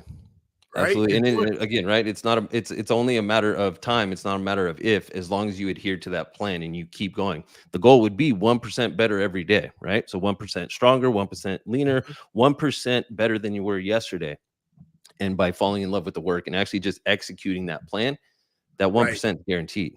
It's when we start expecting too much too quick that we get discouraged because we're not seeing the results yet, or we're not getting stronger yet, or the pants are still a little tight around the waist and we thought they'd be looser by now. You can't focus on the results. You have to focus on the work, getting it done right now. And like you said, it's the present moment. What can you control right now? I can control what I'm putting in my mouth. Yep. And I can control the energy that I'm expending, right? So I'm going to go work out and I'm going to eat good food. And instantly you're going to feel better because, one, you kept your word to yourself. You said, I'm going to eat healthier and I'm going to work out. And by doing that, you reprogram your subconscious mind to know, hey, Derek's not messing around right now. He's actually keeping his word to himself. And then by repeating that day after day after day, you build up that self-confidence, you build up that trust, and you build up the discipline to not miss according to your plan. And so that 1% gain every day. So we got a question for you, or a statement, but I'm going to put it in the form of a question. So Talea Dindy says, a lot of people get caught up on the number on the scale. This is why I'm bringing this up, because she is on, spot on, the number on the scale, and get discouraged. There are so many factors that play a part in that number. For example, you may be carrying water weight, or you have gained muscle. Absolutely. Absolutely. Yeah. And she's exactly right. So how do you get away from the torture? Because I ain't gonna lie, I get on the scale and I'm like, fuck you, man, fuck you lying son of a right. But but she's so right, because maybe I have been eating cleaner or doing better, but I've been lifting a little bit more and I'm gaining muscle. So my clothes might fit better, but the scale's lying, or I'd say the scale's lying. But anyway, what do you real quickly, what do you share in regards to that particular mindset? One of the best ways is your energy level. How are you feeling? We rely a lot on biofeedback, right? So what is your energy level? How are you feeling? Good example she said is, how are your clothes fitting, right? Is it now a little tighter in the shoulders and chest because you may have put on a little bit of muscle, a little looser around the waist? Those are the best ways to gauge it. And if you want to get technical with it, you can get body scans, right? A body fat analysis, a muscle. Wait, time out. So they're promoting this app on your phone or something. Have you seen that or heard about it? There's a lot of, and scales too, right? You can buy a home scale that you stand on and it's going to give you your body fat percentage. Those things I got one of those. Okay. Those things are horribly inaccurate, just so you know. I thought I was around 12. No, it was 15% body fat is what my scale was telling me. I went and got a scan done with the in-body scan. So you stand on this essentially a scale, and then it's got a couple handles that you hold on and it sends electric pulses through you. It came back where I was 7.1% body fat. So the at-home scale was more than doubled the actual numbers. So the weight was accurate, but when you're thinking you're 15% body fat and you're 7, that's a big thing mentally, right? So that's huge. That's one of those things where definitely the scale may give you a good number in terms of the actual weight, but you don't know your body composition. So if people are interested and they're curious, definitely go get them. And they're relatively cheap. I think there's a couple places around me that are $20-25, and you can go in there and it's less than 5 minutes. And it gives you a solid breakdown of your body fat by body part, like your arms, your core, your legs, and it'll give you a skeletal muscle breakdown as well. So that is probably the best way to evaluate where you're at. And I recommend that when I bring somebody new onto my team or onto my program, that we start out with a body scan so that we have a baseline, and then we can get one once monthly, and you can evaluate your changes, because you will build muscle, while dropping fat at the same time, which is called body recomposition. And so the scale may not move, but you are dropping fat, which is the ideal situation. So it definitely can be disappointing when you step on that home scale and you see the number hasn't changed. But that's why we also rely on that biofeedback. How are you feeling? What's your energy like? How your clothes fit? That kind of thing. Yeah. Hey, I don't know if Greg's still around, but if he is, pop on the screen, Greg. I want to have you ask some questions or answer some questions with me and Patrick, or Patrick and I, if you are. If not, does anybody have any questions before Patrick finishes up? And by the way, you can find more about Patrick. Let's see. You can find more about Patrick here, patricktrombley.com/24K life. I love it. I love it. I love it. I love it. Well, Patrick, with that, I kind of want to know really quick, because we're getting into somebody encroaching on somebody else's time, but really quick, what do you think about like MyFitnessPal? I think that's what it's called, right? MyFitnessPal is good if you're doing the macro route. I use that for probably 4 or 5 months, and it's a good tool to use. Okay. I have since switched my belief system from macro tracking and weighing and fitting everything into a tiny box to a OMAD and fasting style approach, which gives you flexibility, gives you freedom, gives you enjoyability, and it's sustainability. And that's the biggest thing, is the brain's not going to form habits around stuff that it doesn't find pleasurable. When you do an OMAD approach combined with longer form fasting, you get to eat the food that you like, you get to enjoy the process, and your brain is much more likely to form habits around stuff that it finds enjoyable. So going through both options, right? Both points of view, the macros, they can work. However, there comes a point where you can't pull anything out if you still need to lose fat, right? Because you keep removing, and then at the end of the day, now you're fasting. So it can work to a certain degree. However, there's no real enjoyability with that, and the sustainability is very short. It's not a long period. So if people are looking to drop fat while enjoying their lives, still eating the food that they love, I mean, Derek, you see the food that I eat. I eat tacos. I eat all kinds of good stuff. I eat steak consistently, and I'm still dropping body fat, and I'm still adding muscle. And this is an approach that you can take to the grave, right? So my wife is on it. My middle son wants to start doing it. He's not quite old enough yet, but people need to be open to this idea, because the body was designed to eat like this. It was designed to perform like this. If you think back in hunter-gatherer days, we would go days without eating, right? And our bodies would still maintain that lean muscle. It would still keep the brain function, because if your body down-regulated those two things, your bloodline would not continue. So our body was designed to hunt. And then when you do make that kill, that's when you feast, right? So you eat till you're full, almost like Thanksgiving. And as long as you're eating those good quality foods, like I mentioned earlier, you're not going to overeat. It's going to be very hard to add fat. And another benefit is that you're optimizing your hormones.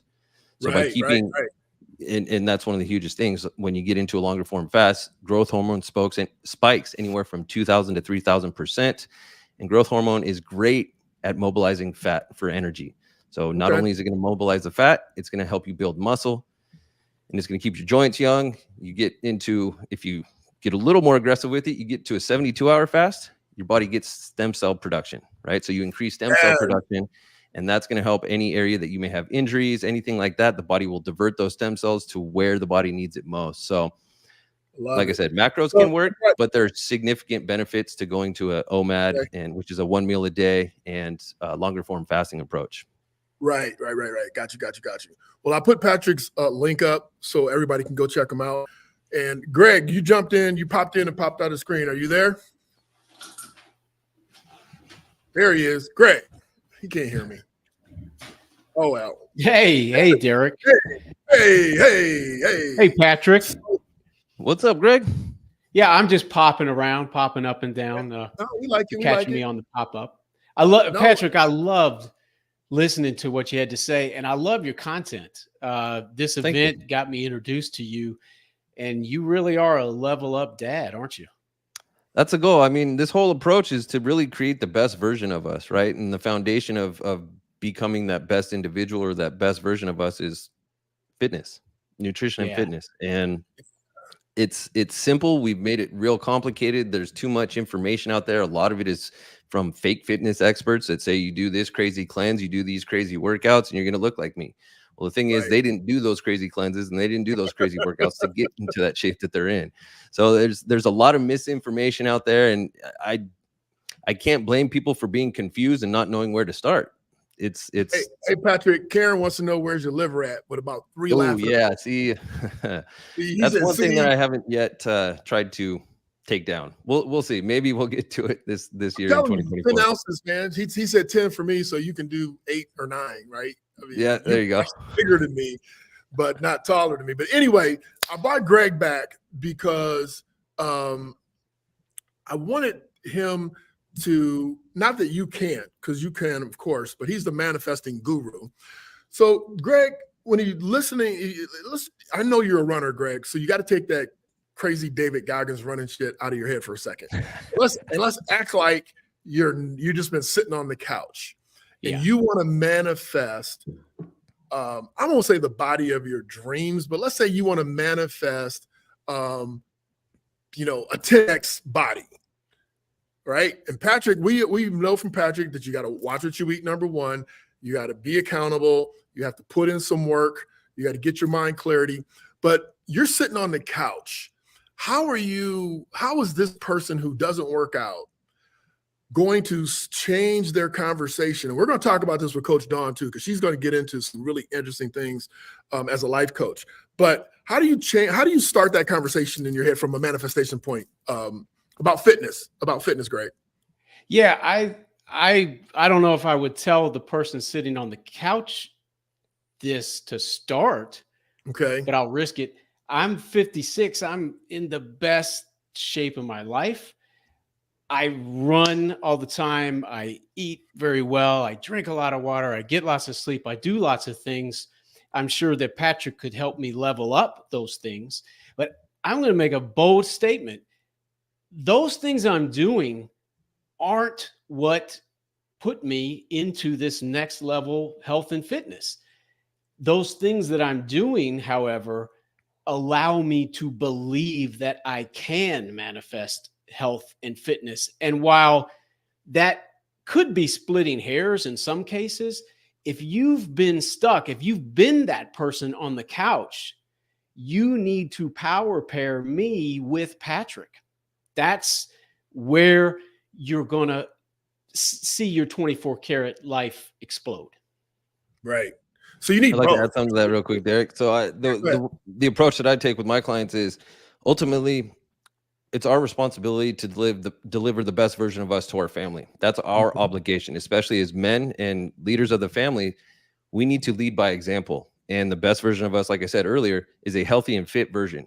So every time that, I like to say it, every time that little inner bitch that we have that comes in to negotiate with us, to throw us off the plan, you got to flick that guy off your shoulder and be like, no, my responsibility is to be the best I can for my wife and my kids. They deserve me operating at the best that I can be, not some 100%. subpar, substandard version. And for me, that makes every decision very, very simple. No, I get does that. This align with that best version of me? Or does this align with the lower, subpar, substandard version that my boys are going to see? Because I have 3 sons. So I have to show them and embody what I believe a real man does for his family, and that's a servant leader. So I need to be the best I can be. So bringing your family obligation into it and your roles and responsibilities, that is huge, because most of us want to come through for our family, right? We don't want to let them down. For those of you that want more, you should go check out Patrick's podcast. I interviewed Patrick on our podcast. You can go to my YouTube page and check it out. It's there. You can go to Spotify or Apple and listen to this, because his why. What I'm telling you to go do is check out his why. And before we bolt, to keep ourselves on track, before we go, Patrick, I wanted to ask you a personal question, and as politely as I can, without being as evasive as I can. But you've suffered some family health setbacks, not you personally, but in your family, right? But I've seen your IG. You're still living your level up life. You didn't stop working out. You didn't stop eating healthy. So tell us about that mindset, bro. Again, it ties back to my roles and responsibilities. So my wife randomly caught epilepsy. Who knew you could do that at 44 years old, and gave herself a concussion one day because she had a seizure. And The first one, I thought she was dying. I was holding her in my arms. It was a crazy headspace to be in, but because I've become so disciplined, because I value my role and responsibilities to my family, I have to be a lighthouse. I have to be that emotional rock that stands through the storm. And the process that I go through allows me to be that. If this were 18 months ago, I would have been a wreck. I would have been a shit show. My kids would have not had a strong, stable force to lean on. My wife definitely wouldn't have had a partner that can handle this. And really, this is all mindset, right? This is why we go through the workouts. This is why we do the nutrition. We build the discipline to never miss, because our families, like I keep saying, but our families deserve us to be that force, to be that lighthouse for them. And through this all, if I had missed, if I had stopped training, it would not put me at the highest level that I could be. Yeah. And to me, that's just not acceptable, especially in this kind of situation. So this is why the program is so important. It's almost like putting your oxygen mask on first. Exactly. Right. The flight attendant says, put that mask on first before you help anybody else. And another analogy is you can't pour from an empty cup. So you got to fill your cup first in order to be able to fill others. Yeah, and that's why I have that morning routine that I go through, is because that gives me the time to work on my self-development mentally and physically, so that I can pour into my family, my clients, my friends. It's all about being the best version of us. Hey, 24K, baby. That's why I have you on. Patrick is also one of our 24K Life fitness coaches. I shouldn't say one of our, he is our 24K Life fitness coach inside our mobile app. So if you join the mobile app, he's in there to help guide you. He also has some programs. He's offering a really good 24K discount on his training program. If you want to start the year off right, you can go to patricktromley.com/24K Life. Hey, Greg, thank you so much for jumping back in and with your manifesting guru insights. Patrick, thank you so much for your insights. We're going to keep this show. We're going to keep this show going. We're bringing in a couple ringers. You got to have some ringers. So, hey guys, thanks so much. Patrick, I'll talk to you soon. Greg, stay around. We may bring you back in, bro. Thanks, guys. All right. Thank you. What? We have the core team. This is the team, right? So let me tell you something. Let me be totally serious with you. Throughout your life, you can address or look at a multitude of things that come into your awareness, that come into your space. It could be your boss, it could be your kids, it could be your spouse, it could be your health. It could be a multitude of things. But if you do not have your head screwed on right, you're done. You're just done. I specifically asked Patrick, and I can't believe I just used the word specifically as bad as I pronounce it most of the times. But I specifically asked Patrick that question leading up to this group because, he had his wife out of after, I don't know, he's got 3 kids. So let's say 10, 15 years, suffer an epileptic seizure that threw the entire family. We all know if mom's not right, family's kind of screwed up. And I specifically asked him how he maintained his trajectory to take care of himself in order to take care of his family on purpose. And he said, it's in your head. You've got to have those tools. So I'm bringing you Isabel Fortin out of Canada. Oh, Canada. Hey, and we're bringing Coach Dawn, who's probably a stone's throw away from Canada in Minneapolis. So these are the cold. Yeah, these are the cold crew. Coach Dawn, you have your mute on in case you didn't know. But we're wanted to bring these two in to talk about best practices for your mental health as you move into 2024. Now, as you can tell, there's a theme going on here. We have a little panel discussion, and then we have each individual break out into their specific expertise. So we're going to hear from the panel, Coach Dawn and Isabel, and then we're going to hear specifically from Coach Dawn, and then we're going to follow it up with Isabel. Coach Dawn is a life coach. She is a life and healing coach. Isabel is a mindset coach. Isabel, what are you going on mute for? Because I'm coughing. You're coughing. Not so polite of you. Thank you. Mute away. So we want you to understand. I always say, if you master your mind, you'll always be free. Just think about that. If you master your mind, nothing can hold you back. You won't let things get you down. And if they do get you down, which is natural and human, they won't keep you down. They won't destroy you. And you can continue to move forward. And all of us have had something that could have really put us down and under over the course of our adult lives that we could have quit on. So I want to open up with you, Isabel, and asking you as a mindset coach, as you look at the new year, and not specifically 2024, because it's just technically another year, special to me since it's 24. I'm hashtag everything 2024K. So everything's going to be hashtag 2024K. So the whole year is mine. No matter who it is mine. So as you move into the new year, guiding your clients, let's say new clients, because your existing clients already have you've already got them ramped up and ready to go. What are you thinking is key in ramping up for a new year or a change or a transformation? It doesn't have to be a new year. It could be a new day. Well, actually, I'm glad you asked this question, Derek, because I've had a rough year in 2023. You know this. You and I have had many discussions, and I have, try to find my niche and try to, just bring my best foot forward. And that's very important to me. And I recently, like within the last week, I realized that I forgot something so freaking precious, and I forgot to talk about it, and I forgot to bring it to my own life, and I forgot it to help others bring it to their own life. And that is joy. That's joy and fun and pleasure. And yes, so important. And I don't believe, again, you and I, Derek, have had this discussion before. We are both believer in God, and regardless if the audience what God they believe in, that's okay. You do you believe in what you believe in.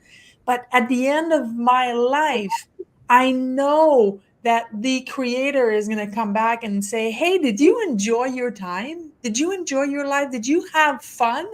And in the last 6, 7, 8 months, I forgot to bring the laughter. I forgot to bring joy. Yeah. And so 2024 for me is with my clients, with myself, with my relationships, with my family, with my entire life. I want it to be fun. I want there to be laughter. I want there to be light. In light in both sense of the word. Right? Light as in lightness and light as in showing the light. So that's a great answer. That's a great answer. Thank you. Thank you. Because, I years ago, I can't remember when, but it was Coach Don, when did you hire a spiritual coach? You hired yours at the same time. Was that 2 years ago? Yeah, I believe it was 2021.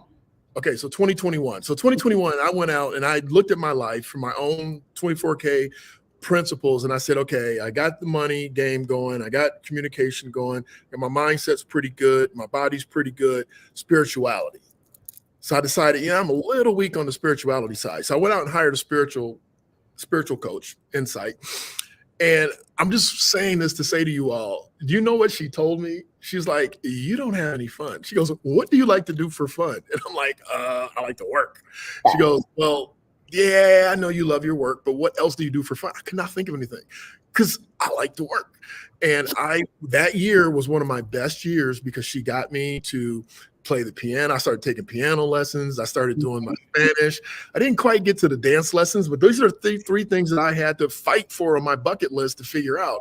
And so to Isabel's point, I didn't realize how important that is to the journey. And it's even more important because I'm going to ask Coach Dawn. So when we listen to what Isabel said from her perspective, asking you the same question, but kind of piggybacking off her answer. So we know it's the fun, but how do people, from a life coaching and healing perspective, how do you see them incorporating that into their 2024K journey? The number one thing any human has to do, they have to decide and then move. Too many of us are just sitting stuck and not activating what's like deep within themselves, that they have this deep knowing. We all sit on these ideas, emotions, and feelings, and we sit on it without movement. And what Isabel talked about is that the joy of play and fun allows for that movement of what you're going to decide to do to come up through. Just like Greg said about your subconscious, a lot of these things are old agreements that we were born with. Our environment dictates so much of who we are and our identity. And when we get to this point of adulthood, we have the power to change, shift, elevate, but you have to decide. And before you get to the space of decision, you have to sit with the dark. You've got to sit within those parts of yourself that you know you need to work on. You know, you have to say it out loud. You got to say it with your full chest and all your body that today I'm going to do something different that is going to move me to elevate my life in a way that feels more joyful, that feels more playful, and then honor that little girl, that little boy within that. Before all life as an adult set in, we used to have a lot of fun. Yeah. We used to play until my mama said, you better get home before them street lights go out. I need you to be home.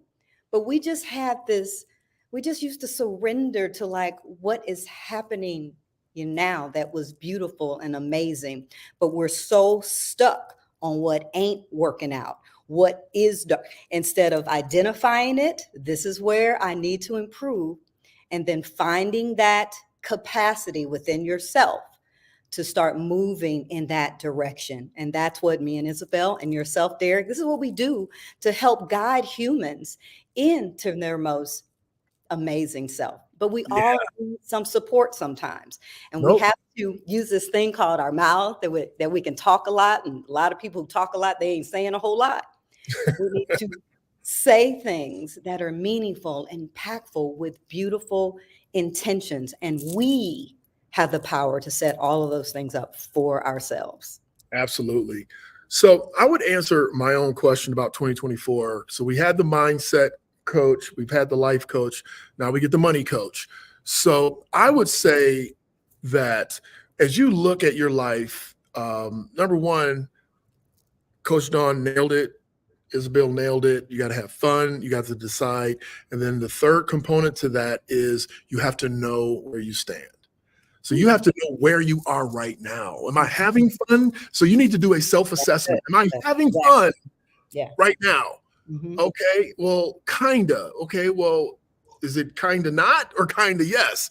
So do a self-assessment, start to analyze your life and figure out, okay, well, am I having fun? Is fun, am I having too much fun? Is my fun interfering with my work and my consistency? So do an assessment, and I share this with every person that I work with, is that if you don't know where you are, then you will never reach the destination, because we can sit here and we can say, hey, I want to be the most fun person in the universe, or I want to be the most fit person in the universe. But if you don't know where you are right now to get to that destination, you don't know what path to take. So we want to do an assessment. We want to do a self-assessment.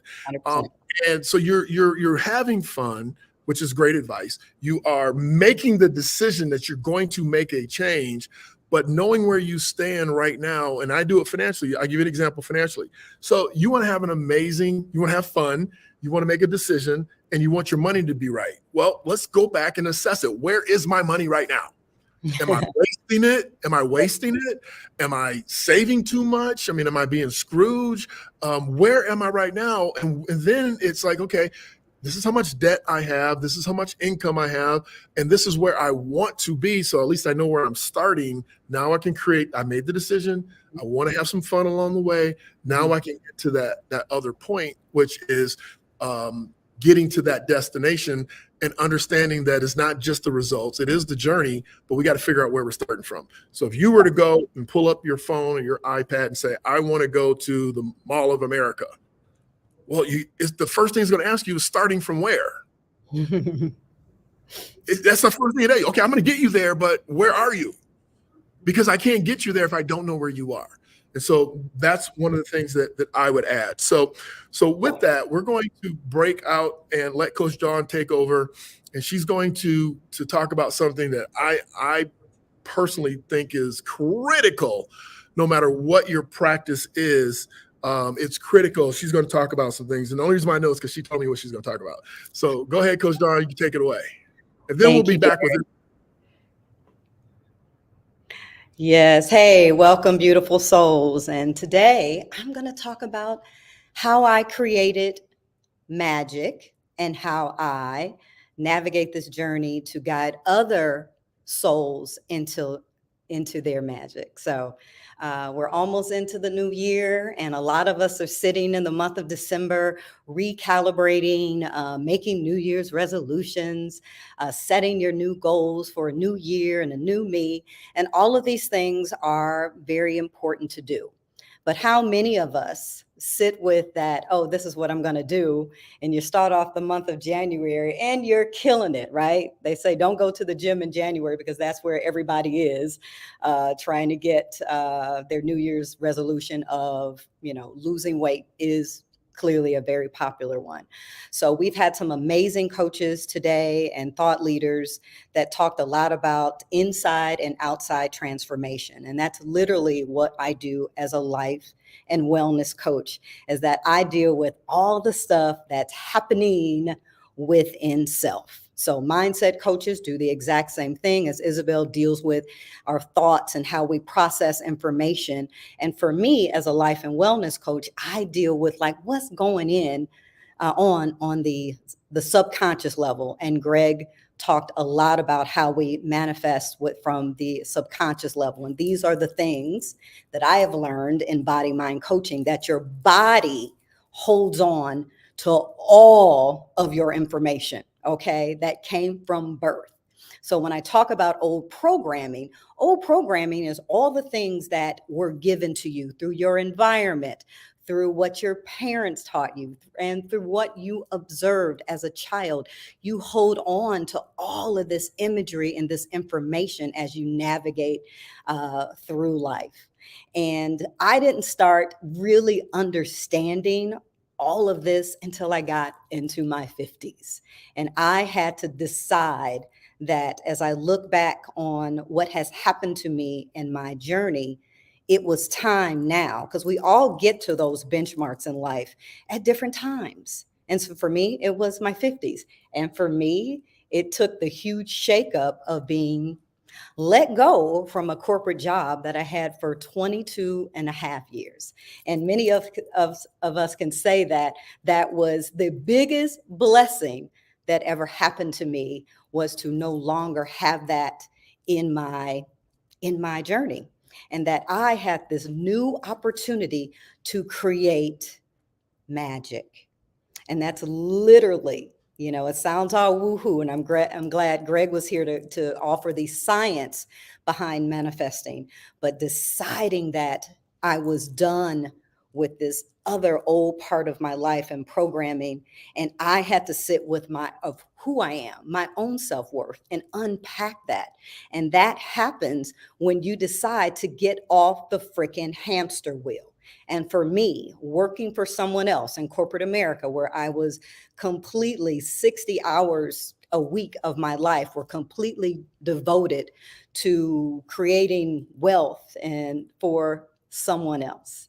And so it's super dope to be in a space now to be able to sit with not having to grind for 60 hours for someone else. Why I have the opportunity now to sit with me and make the best of where I am right now. All of us need to start with the assessment that Derek spoke about of where are you right now? And none of these answers are going to come to you if you're constantly grinding and doing. I want to get you into the space of magic that is within yourself.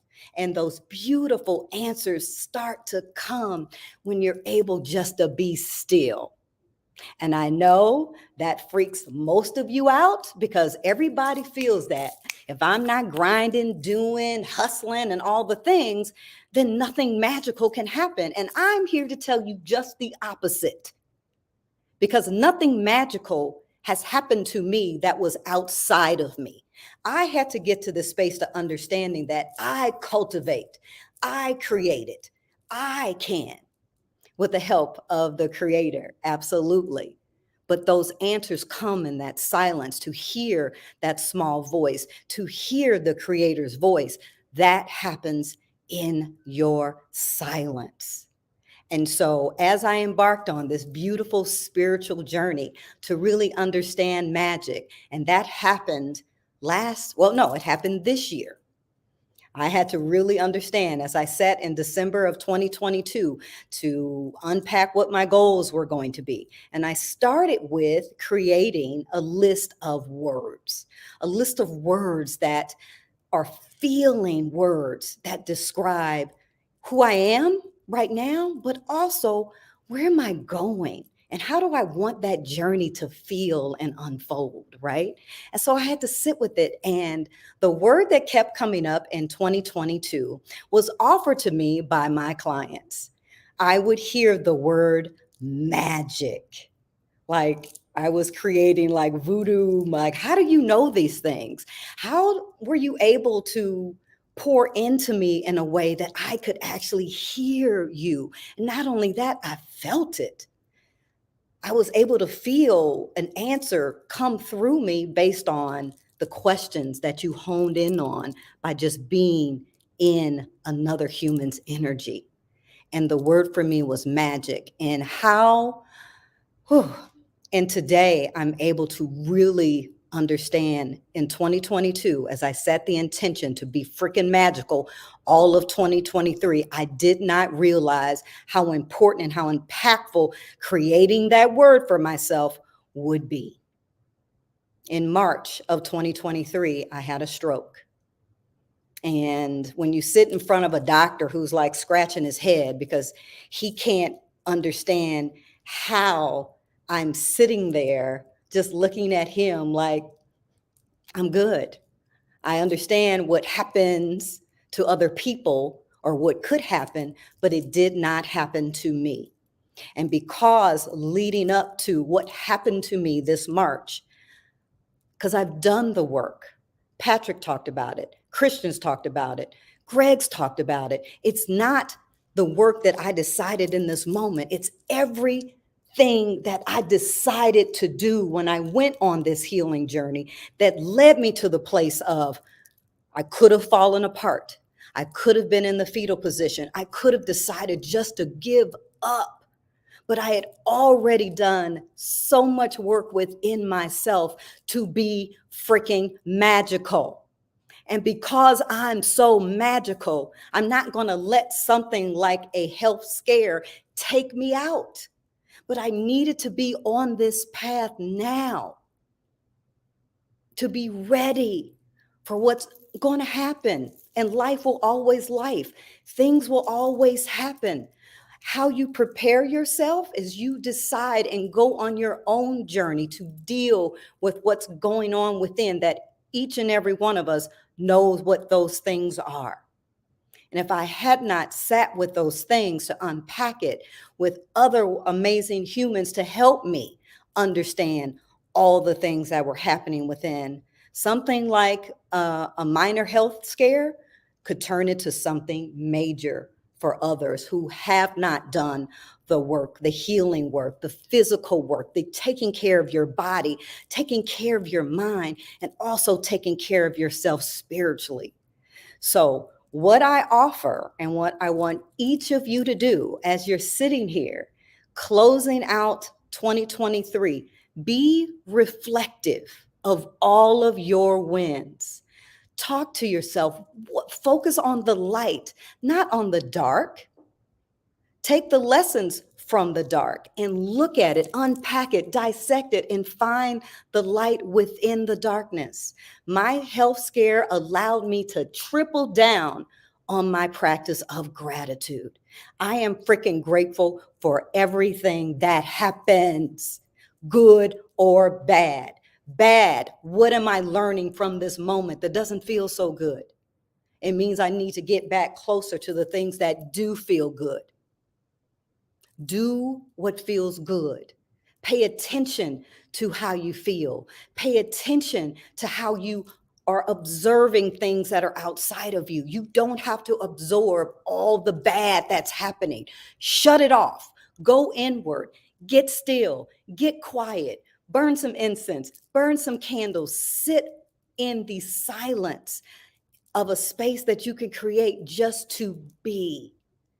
And when you do this, creation of my word in 2022 was being magic. And I truly believe that me being magical allowed me to elevate through one of the toughest times in my life and to be able to bounce back in a way that the year of 2023 has moved me into 2024 with my power word of emergence, making the complex easy, taking a health scare and turning it into light within, turning it into changing my life for the better, continuing to change my life for the better with the focus on being grateful for all things, the good and the bad, and being mindful of how I talk to myself in the process. So yes, I am magical. Coach Dawn, so what's your word for 2024? Emergence. Emergence. And Emergence. I mean, literally, if you look at, I have the imagery of being set on fire. mm-hmm. Okay. And walking through it. It's because I am the light. Yeah, I love it. Okay. And so that's why, and making complex things easier. So what I want to do is, as quickly as you can, and if it's not quick, that's fine. We can circle back. Okay. But what's the process that you recommend your clients use to come up with their word for the year? Awesome. That is a great question. So what I ask for people to do is sit with yourself. This is quiet time. If you're journaling or what have you, but I do offer to my clients to sit and come up with 15 feeling words. Okay. So I don't want to hear that you're organized. Who cares? Nobody cares.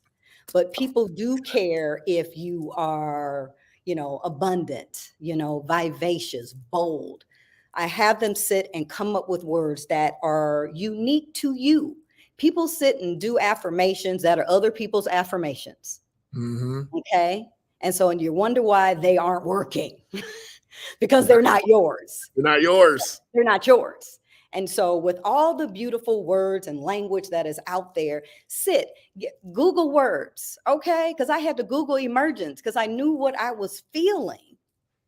And it was on my vision board from last year. I literally went to my vision board and go, oh, this word is still very much in play. And I'm going to carry this over into 2024. So find the opportunity to sit with yourself, to come up with 15 words that describe who you are, and then go through the list. And if your body can't move when you say certain words, if you can't find joy and play in the words, then they're not your words. Okay. And then you look at the list and go, okay, after you go through that process multiple times by saying the words out loud, looking yourself in the mirror, and pay attention to how your body responds. And as I went through my list for 2024, emergence came up as the single word that, okay, this is going to carry me through all the challenges of next year, just like magic did. Magic. So do you take 15 and then you rip it down to 10 and then 5 and then 1, or how? No. Here's the deal. No, you keep your 15 words. Okay. But you pull one word out to be your master power word for the year. And I see Karen has listed that she picked intentional.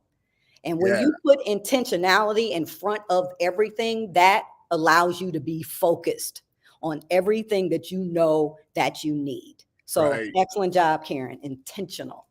I love it. I love it. So I'm going to bring Isabel back. Hey, everybody, you can go. Don't go anywhere, Coach Dawn, because Jeanette has a question. And I want you both to, she asked it before the panel was over and I didn't see it. So, Jeanette is my, she's the reason, why that skin looks so good. She's she does all that stuff that you do to your skin. And yes, I'm a dude. Yes, I get my nails done. Yes, I get my face done. So if you're in Northwest Ohio or Southeast Michigan, you can hit Jeanette up. But Jeanette's question is a great question. That's not bullshit. This is a great question. It is. How do you bounce back from burnout? And we'll let Coach Dawn go first, and then we'll let Isabel go next. And then Isabel, we're going to take you into a little Q&A with me. All right. So go ahead, Coach Dawn. How do you bounce back from burnout? Mine will be really simple. Sit your ass down. Stop doing. Remove yourself from whatever it is that has burnt you out, if you can. I do understand there's some things, like if it's your job that's burning you out and you got to go and get up and go to work every day, but you have to carve out some time when you got to be still. You're doing too much. And as women, as mothers, as business owners, as all the things, because we carry so many labels, right? You got to put some of those labels down, because that is why you're tired, because you are holding on to shit that you need to let go of. That is what's causing you to be overwhelmed and burned and stressed the F out. What are you going to choose to put down and let go of? That's where I offer that you start. All right. Let's go, tagging you in. Hey, I'm gonna go next, and then we'll finish up with Isabel. So, burnout. I would say personally that every time, and this is pretty interesting, every time, number one, everybody has different ways to get through this. My sister, who I love with all my heart, just turned 60, and she had a huge ass party. What she does to get out of her burnouts is that she consistently plans the next big thing. So for her, it's vacation. So she'll say, okay, I just got off vacation. She's already talking about the next one in 6 months or 3 months or whatever it happens to be. So that's the way she manages her burnout. She has something to look forward to. I'm going to say, Jeanette, that, I personally think that you have to kind of back up a little bit. So like Coach Dawn said, take a time out, sit your ass down. But I really think that you ought to analyze your why. And I know it sounds like everybody says that shit. What's your why? What's your why? But the reason why and then if you don't think I get pissed, if you don't think I get tired, if you don't think I ever want to quit, you are all so wrong. Now, you might not think that, because I never do. I never quit. I never give up. But I want to, because I can't stand some of y'all like to say you want something, but you refuse to take action. That's another story. Anyway, what I do is I kind of fall back every time on my why. And my why is because God put me here specifically to help people overcome their financial shackles so that they don't live stressed the fuck out. Yes. That's why he put me here. He put me here to help people with their money so that they're not worried about their relationships, because the number one reason people fight is because of money. They put me here so that you can afford to hire a mindset coach like Isabel, or a life coach like Coach Dawn, or a fitness coach. So I'm trying to help people get their money right. But I personally, when I get sick of y'all or sick of social media, or they change the algorithms on Facebook and what you were doing is not working anymore, and you constantly are in this mode of right? And Jeanette, you've been to some of my events. I always crash after those events because I spend 8 months planning the event. I have the event and I just need a timeout. But my why is the reason, what helps me not fall and not get back up. It's knowing that people need help, knowing that they have to figure out a way to stop being so financially stressed. So I'm not saying your why's not big enough or it's not there in front of you, but I would say, go back to that. Like, really, what am I here for? And I got to do it. If I want to or not, I got to do it. And that kind of helps me to reset my mind, to recalibrate my plan, and maybe I approach it a different way. I will promise you this much. I've learned how to have some fun along the way. I got that from my spiritual coaches, already mentioned it. I got it from my sister, because I called her up and said, how the hell do you take so many vacations? How do you do that? I mean, I'm confused. And we talked about it, and she told me, hey, I can make it through this life because I've planned my next vacation. And that resonated with me. Because I live mine because I've planned my next event, right? This is my next event, bringing all these masterful people on here. So we're going to finish up with Isabel. Isabel, what's your take on overcoming burnout? Coach Dawn, thank you. We're going to let you slip out unless you have something else you want to add. Nope. Good. Okay, thank you, Coach Dawn. You did amazing. Well, it's aligned with what Don was saying. It's the first one for me whenever I'm like overworked, overtired, overworried, or burnt out. I have overcome depression in my life. And the first thing that comes to mind is be still and trust that I am God. So be still, sit in the darkness, sit in the pain, because that's the best way. And it's not the only one, but the best way out is through. So you have to be willing to sit in the pain and actually look at it. And the second thing is, for me, what I've been a witness to in 15-year career as a mindset coach, and in my own life, my 52 years on this planet, is usually if I'm burning out or overstressed or overeating or doing all the wrong things for myself, it's because I am not aligned. So I somehow lost my way. So just reconnecting to my why, of course, but to who I am for real. And that's what I was saying a little bit earlier is, I haven't been enjoying 2023, to be honest. And part of it, a big part of it was that I forgot to have fun, and I'm a fun person. So why did I disconnect from that major part of my identity? Because having fun and being joyful is more than just going out on a Saturday night. It's actually enjoying your work, enjoying the time with your family. And so everything had become a burden. I don't want to say my families are a burden, but going, driving over. And so it's just because I disconnected from my essence. So sitting in the darkness, taking a moment, analyzing, you need to reevaluate. And the third thing, because I'm going to add a third thing, is rest, sleep, for the love of God, sleep. Because a lot of the time, that's where it comes from. And I understand why.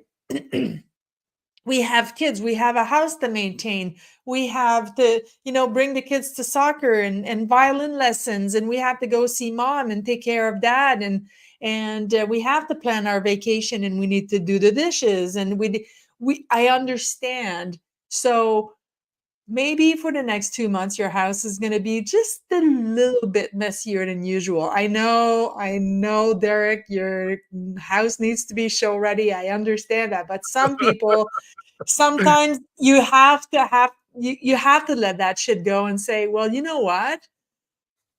Between having a nap, because I'm really, really tired, and washing the dishes, the priority is the nap. And it's not laziness. It's not avoiding your responsibility. It is taking care of yourself. And when you're very well rested, things are usually less of a mountain. Yeah, and I'm going to bring Coach Dawn back in just because of one of the comments. She's going to love this fucking comment. But anyway, I agree with you so wholeheartedly.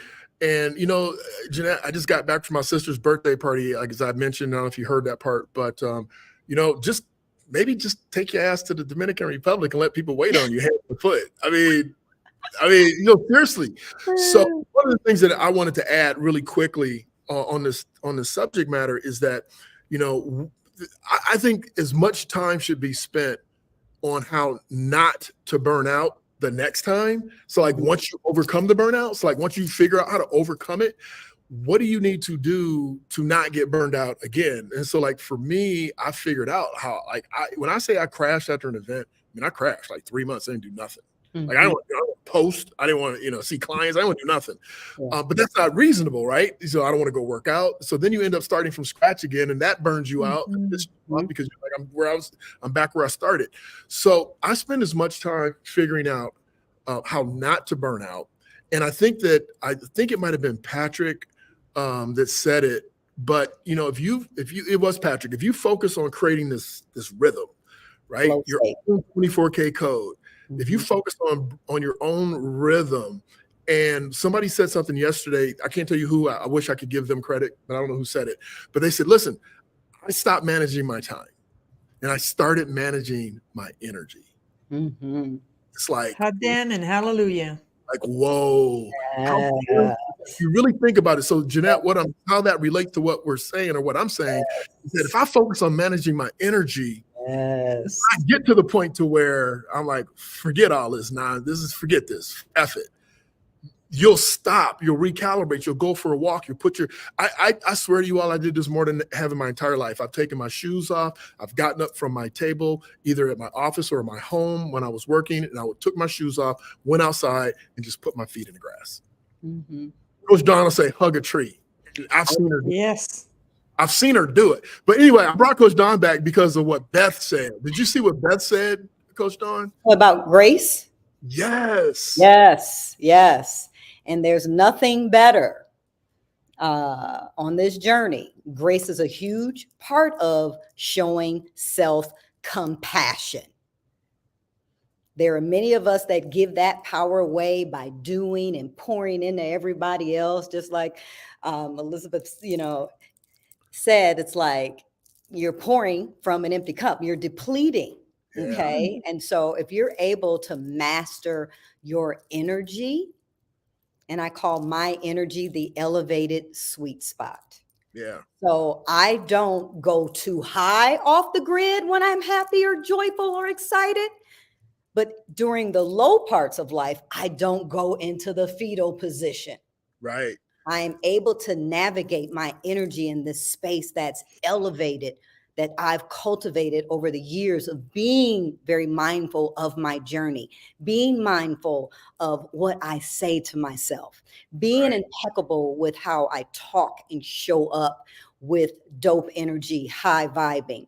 And on the days sometimes when I'm not able to be that human, my ass is at home. Recuperating, recovering, regenerating, rejuvenating, being in my happy place, because that is what many of us don't take the time to do. Recoup, recover, be still. And rejuvenate. None of us are made to keep going. Because the crash, anything that you're operating at this level constantly, what's the law of gravity? Anything that's up high, come down. Has to crash and has to come down. All right, Coach Dawn, we got to go back to Miss Isabel. So I can just before Dawn goes, I'm actually, I always say God, grace, and grit. Yes. You need the three. And again, it doesn't matter what God you believe in something. You may not call it God, you may call it the universe, the angels, it doesn't matter. The light, the higher power, your higher self, it's all the same energy, but God, grace, and grit. Amen. So I will tell, I'm going to add something, Beth, that I think has been super impactful in my life. I was talking to Coach Dawn, and I'm like, hey, this didn't happen. That didn't happen. What's going on with this? Blah, blah, blah, blah, blah, blah, blah, blah. And I'm just doing myself, right? I'm just like, Mr. 24K, like, what is it? And she goes, hey, can you give me grace? Just give me grace. I was like, what the fuck am I supposed to say to that? Okay. And I mean, and it completely de-escalated, my high activity. Why didn't this all happen when it was supposed to happen type thing? And I wasn't scolding her. I was just on one. And she's like, hey, can you just give me grace? And I'm saying that to you all because now when I'm working with clients, I'm like, okay, hey, let me give you grace or let me get grace. But what a great verbiage. So hopefully that helps everybody to some degree. I know it helps, because the reason why I mentioned that is because Isabel and Coach Don were talking about giving yourself grace. Beth was talking about giving yourself grace, which is the first place. But let me tell you something. If you ask somebody else to give you grace that's in your inner circle that you love, that's going at you, that's not helping, it works. Just try it. Just try it. Like, basically you're saying, I'm not perfect. Give me grace. Let me be human and work through my flaws. I didn't mean it type thing. It works. It works amazingly. At least it does on me. So Isabel, one of the things that I was so excited about naming this gathering Beyond Boundaries, one of the massive reasons why was because you had this aha moment. I don't know if it was 60, 90 days ago, or maybe it was longer. I'm not real sure. But you had this aha moment about saying no, like honoring your boundaries. Is that something you want to talk about at all? Or because Sure. I thought it was dope. It's I call that setting boundaries like a badass. You need to set boundaries like a badass. Actually, without going into the details on how that came to be, it was I got irritated one day with, I'm really hot-blooded, and I got irritated one day by people just telling me, oh, you need to take care of yourself and take a bubble bath and go for a massage and all that good stuff. And it's all good, it's all positive, and it's all very, very helpful. But for me, setting boundaries and saying no is the ultimate self-care act, because that's how you respect yourself. That's how you show up for yourself. That's how you take care of yourself. And I think that, being a good Christian or being a good human, it doesn't matter if you're a Christian or not, but being a good human, we don't want to disappoint, and we don't want to say no. And what are they going to think? And what are they this? And, we're taught to help others, and that's all wonderful, but at what cost? And I found out this year that, I realized this year that saying no to someone else is not about refusing them. It's about choosing me. It's about protecting me and avoiding, what we were talking about before, avoiding burning out, avoiding spending my energy on other people. And one of the biggest thing that came out of that was givers. I'm a giver. I take care of people. That's not what I do for a living. That is what I am. That is who I am. But givers have to set limits, because takers don't have any. So you have to do that for yourself. Is that what you were looking for, Derek?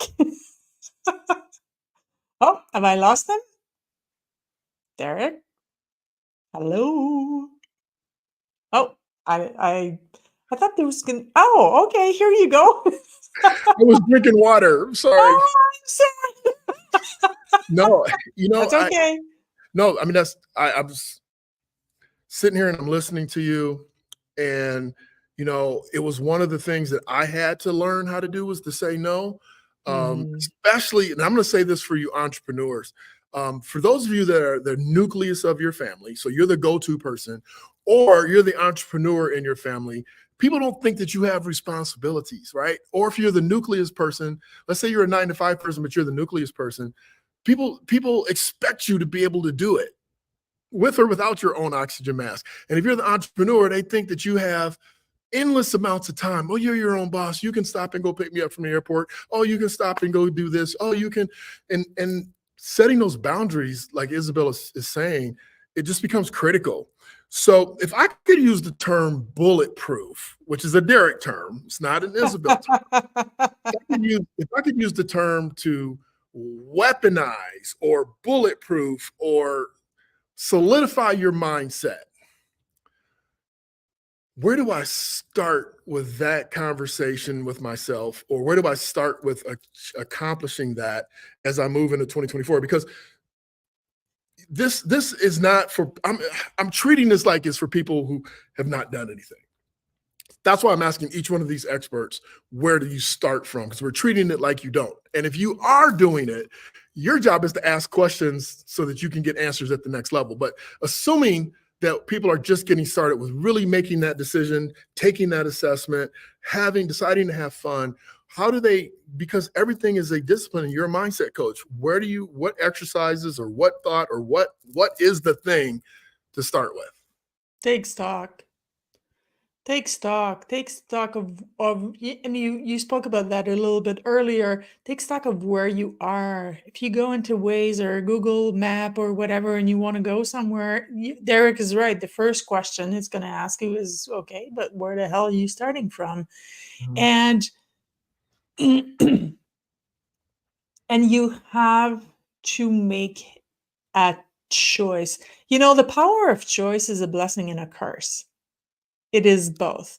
It's a blessing because you can bring your life to wherever you want to go. It is a curse because it is your responsibility to do the work. So if you know where you're starting from, and if you don't know where you're starting from and you don't know how to get to where you want to go, work it backwards. So I don't know whatever it is, I want to do whatever. And between my goal for 2024 is to get a TED Talk. Okay, so take a TED Talk and walk it back. What would be the step backwards? Well, you need, to come up with a subject. You need to contact them. You need to actually make a video. You need to, and just do something, start. Because the worst thing is to overthink it and do nothing, because we all have a $1 million idea. All of us, we all have this wonderful product or service that could save the entire world. And the difference between people who succeed and people who don't is not what they're capable of doing, it is what they are willing to do. So you need to take a decision, you need to take the choice and get moving. And if you're scared, wonderful, then do it scared. I'm not going to ask any questions on top of that, because that sums it up. What are you willing to do? Not what are you capable of doing, not what's your potential. What are you willing to do? There's a gap between what you're capable of and what you're doing. And that gap is, what are you willing to do? And I love that, Isabel. I'm going to try to top it. Hey, if you want more mindset support going into 2024, go check out izzyfortin.com. Hold on a second. I can't see. It's izzyfortin.com. You got it. I got it. I just wanted to put it up on the screen, though, so people can. Oh, you're sweet. Thank you, honey. izzyfortin.com and check her out. I will tell you this much. Isabel is a LinkedIn networking guru, genius, expert, whatever you want to call it. That's her. And I know she doesn't offer courses on that. No, maybe I should. No. There's plenty of people doing that. I just want people to understand the work that you put into your decisions with your mindset to manifest everything that you want to do and need to do. So that's what I want people to know. So with that, thank you so much, Isabel. And I look forward to seeing you do some serious manifesting damages with your mindset this coming 2024. Thanks, hon. All right. Be well. Bye, guys. All right. So we are finishing up. We're going to finish up with some money. So look at that smile. I birthed that smile. I birthed that smile. You see that smile? Buy that. What? You can't buy that. You can't buy that. What? So this is Devin Gant. Devin is a realtor. What? Why does? Oh, I was gonna say, why does it say John Devin, but it says Join Devin? I told you I need my glasses. So Devin's going to talk about. He's going to talk about your 2024 I asked him to talk about, like what you should do, what you could do in order to launch your first your first real estate investment Mhm. in 2024? First off, I got to give kudos to everyone that came on here. I would have loved to have his role where he could just pop in and say whatever he want and give commentary, because you guys were amazing. So many notes I took, so many points I wrote down. Excellent, excellent, excellent. So as we talk about getting your first investment property, I want to go right back into what other speakers were saying, talking about intent. My intent is to get my people a house. I want them to get generational wealth, not only for themselves, but for their kids, for their children's children. I am a religious person. One of the biggest scriptures that come to my mind is Proverbs. It says, a good man leaves an inheritance to his children's children. And they were talking about how a good father, how a good parent would leave an inheritance. They didn't say gold. They didn't say all types of riches or nepotism or opportunity.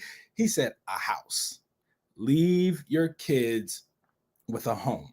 And when we talk about getting your first investment property, that's essentially what you're doing. You are stepping into the real estate game. You are learning how it all works out, not as a home owner, but as a landlord, as someone who can potentially get a whole bunch of properties, get a few properties, and leave them off to your children, and then teach them how to become landlords as you once did, hopefully with a really good learning curve. Now, my main point is to get started today, okay? I'm not sure if you know, but the mortgage industry right now is on fire, and we are currently down a full percentage point. Last year, it was at about 7.7 on the way to 8. This year, we're at about 6.4 right now. I looked it up this morning. So there is no better time to get into the game. I know a lot of people come to me worried about, can I afford it? Is the mortgage rate too high? And I always tell them, one, if it's too high, you can always refinance. Two, what they are worried about with the mortgage rate being too high is a debt to income ratio. Now, they want to understand if they basically can afford the home, or if the mortgage lender says they can afford the home. And that doesn't have anything to do with credit. That doesn't have anything to do with any other circumstance rather than how much money you're bringing in, not assets, not credit, anything. So I really loved what Isabel said, because I took that as well. Just do it scared. Okay. And I am speaking to those who don't have the income to start right now. I'm speaking to those who want the investment property for themselves, for their children, but have no idea how to get into the game. Okay. People get paid to teach you how to buy a house. I get paid to teach you how to buy a house. A mortgage lender gets paid to teach you how to buy a house, and et cetera, et cetera. You can find financial advisors specifically for this. You can find creditors specifically for this. And I want you to be able to just do it scared. And I'm talking to my people. Again, remember, I'm saying this because my people do not understand how much pride we have. And when I say that, I mean, we want to have enough control of our finances, over our credit, over what's going on. So when we walk up to the mortgage lender, even if we don't think we're there all the way right now, we can say, all right, I'm not going to leave embarrassed. My pride is not going to be left at the table when I leave here today. And I just want to go back to one of my initial points was they get paid to help you. If you buy a house using their services, they get paid. So they don't care how much pride you're leaving at the table, as long as you're making the proper steps to buy a house. Okay, all that stuff aside, let's talk about how to actually go about buying a home. One, if you already have a house, okay, you can call up your mortgage lender and you can take out a line of credit on that house if it's already paid off. Okay. If it's not paid off, you're starting from scratch, you have a little bit of money in your pocket and you want to put it to good use, or like a lot of my friends ask me, they want to start investing early so they can pass it off to their kids. What you want to do is really start at the bottom, okay? Unless you have enough income to get in the game in the middle, you want to start relatively low. When I say at the bottom, I mean you want to get those fixer-upper houses. You want to get a house that is in a decent enough market that you wouldn't feel upset if you had to drive out there. If you had to go out there, you wouldn't feel like you're in danger or any violence is coming your way. But you want to find a house that may not be perfect, that may need to take a little bit of elbow grease, a couple friends to help you come in and repaint and redo the flooring and make it look nice. We call it lipstick. Put some good stuff on there. Now, I'm not telling you to go and buy trash. Okay, that I put that beneath the bottom. Okay, trash is a home that's going to cost a new roof, that's going to cost a new foundation, that's going to cost a whole bunch of remodeling and breaking down the home and building it back up. Unless you're an expert or know experts who can do it for cheap, that is not your bottom line. You do not want the stress. You don't want the insurance. You don't want to have to go through the city and state to make sure you're doing all those things right. Okay. So first things first, get in the game. Second thing, start looking for these homes in neighborhoods you feel comfortable in. Okay. Actually go and do your research. Find out how much this home might cost. Find out how much they're renting in that area. You can go on Zillow. You can type in that neighborhood or that zip code, and it will actually tell you how much the rent is in that area.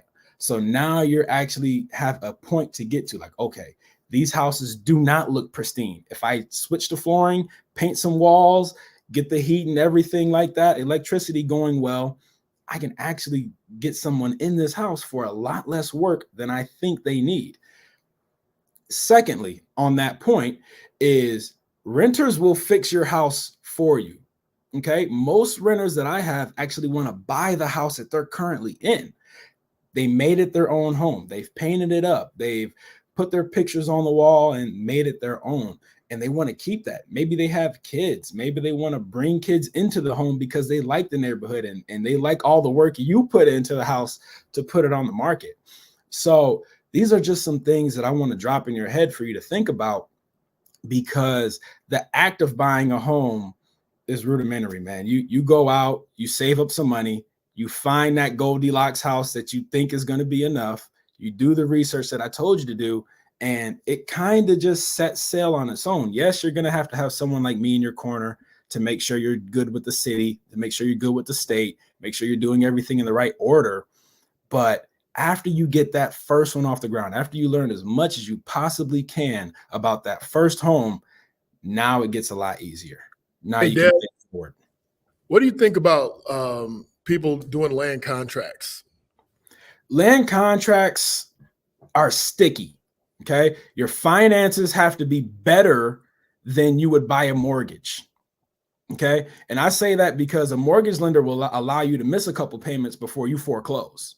Right. That land contract, you miss one payment, you have one bad month or breaks go out, it's over with. You're back to being a renter. All the money you put into that house to purchase is just went down the toilet. Okay. All right, man. Well, we appreciate your insights. I love your advice. It's spot on. And, we'll do another little episode on land contracts because I think that they are sticky. There's no question that they're sticky. Yeah. But if you really want to get in the game and you haven't positioned yourself with your credit or your money, that's the easiest way to get in the game. Absolutely. It's the easiest way to get in the game. You got to find a nice-hearted landlord that you trust. You got to make sure you look over that contract. We call that a motivated seller. Yeah, seriously. Yeah. Before I go, hop on to joindevin.com. When you go to buy a house, you need a team, whether it's your house, whether it's an investment property, you need people in your corner helping you with your finances, helping you with your credit, helping you with the real estate game, people who understand what the city's looking for. And you will find all of that on joindevin.com and all that information on how to learn about it. Love it. Thanks, D. Appreciate you. Have a good afternoon. What's up, G?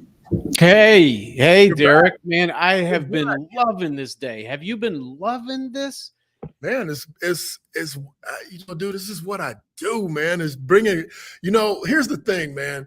You know, it's like, first of all, Devin's my son. So I look at all of you all the same way I looked at him. Like, I'm not inviting you if I don't know already that you can bring it. Right. So yes, I love it because you're just doing what I already knew you could do. You know, this is the final segment. We're going to talk about a little bit of money. But before we jump into the specifics of, you know, how to position yourself financially for 2024, I wanted to kind of tie everything together as best as possible. And so when you listen to all these experts, I mean, you know, I'm just in love with Christian. I mean, his content is just mind-boggling, and he hasn't even started. You got to look at, I haven't posted his podcast yet, but like your information on manifestation, his information on your gut and on your testing and all those things is just simply incredible. So I wanted to get 2 cents from you, okay?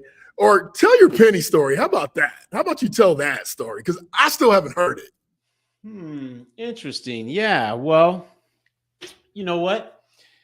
My penny experiment is featured in Pam Grout's New York Times bestseller, E Cubed. And I'm going to hold up a penny that I manifested. Here's my penny experiment in a nutshell.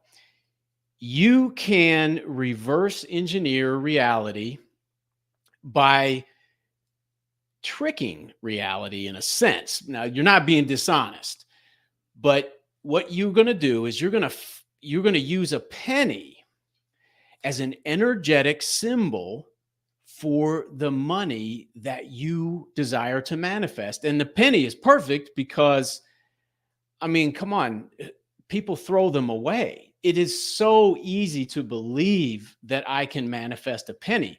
If I made $100 bill the symbol, wow, that would be great to manifest $100 bill, as I could call it the $100 bill game.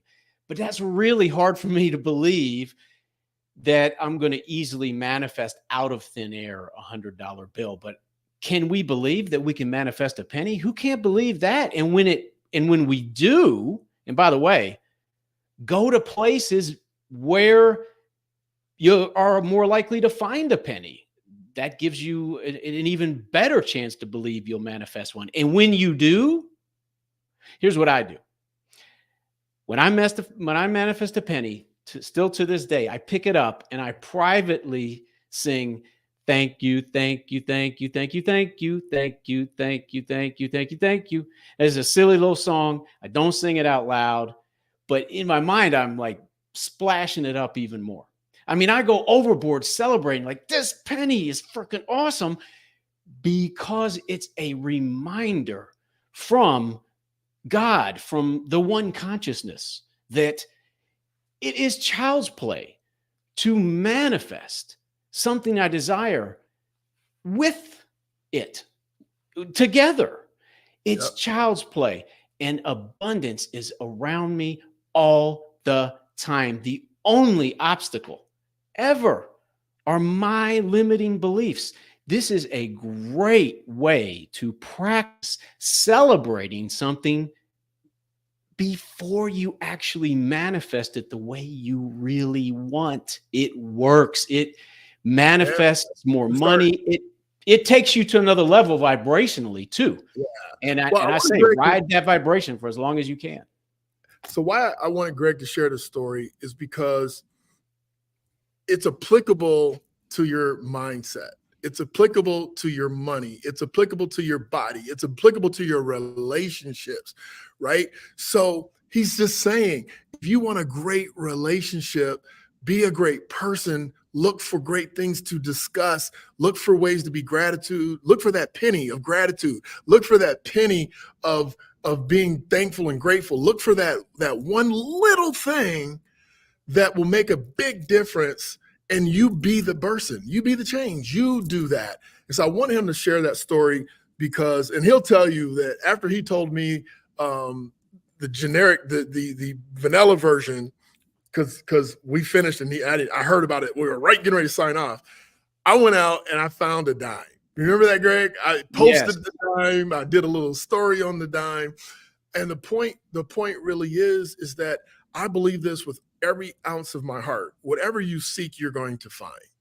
Right. And I'm not saying you go out there and look for pennies or you look for dimes. What I'm saying is that you should go out there and manifest. You should be seeking without these blocks that Greg mentioned. These men, I point to my head because they're mental blocks of can't because of this, won't because of that. I'm not tall enough. I'm not white enough. I'm not feminine enough. I'm not masculine enough. I'm not smart enough. I'm not communicative enough. I don't know people enough. Just start with something small, and that's the power of the penny. Greg, thank you so much for sharing that story. Thank you for being here today. I appreciate you being the manifestation glue to hold all of these concepts together, because we all need the details, but we need the manifestation to hold it all together in a 24K style. So thank you so much, brother. So we're closing up shop, and I'm always on time, because if you manage your energy, then I've set it to expire at a certain time. So I'm encouraging you to do that. So here's what I want to do for you. I want you to know that if you take everything that you've heard today, not the details about fitness, not the details about your DNA testing or your gut testing, or the organic testing, not the details of your healing, but if you take a look at the tools, if you take a look at the principles, and you apply it to your money, you're going to figure out very quickly that you should have more, that you will have more, but you have to do the right things right. You have to decide. You have to decide you're going to have fun along the way. If you decide that you're going to be miserable along your journey, you're not going to make it. And that includes your money. If you said, I'm going to change my money game, my money outcome, I'm not going to be broke this year. I make plenty of money, but I don't have anything to show for it. And I'm sick and tired of it. And I'm going to decide that I'm going to make a massive impact with my money. Yes, you should reach out to me one-on-one and let's figure out what that means. Yes, you should reach out to the fitness coach if you're talking about your body, you're tired of being overweight or having no energy. Or if you're talking about not being able to manifest or having these blocks, you're going to go see Isabel or you're going to see Greg, right? Yes, I really want to do a real estate investment. It's time for me to have alternative streams of income. I need multiple streams of income versus me just actively grinding and working. Yes, you're going to go check out joindevin.com. But understand that when it comes to your money, it is the energy that sets everything else off.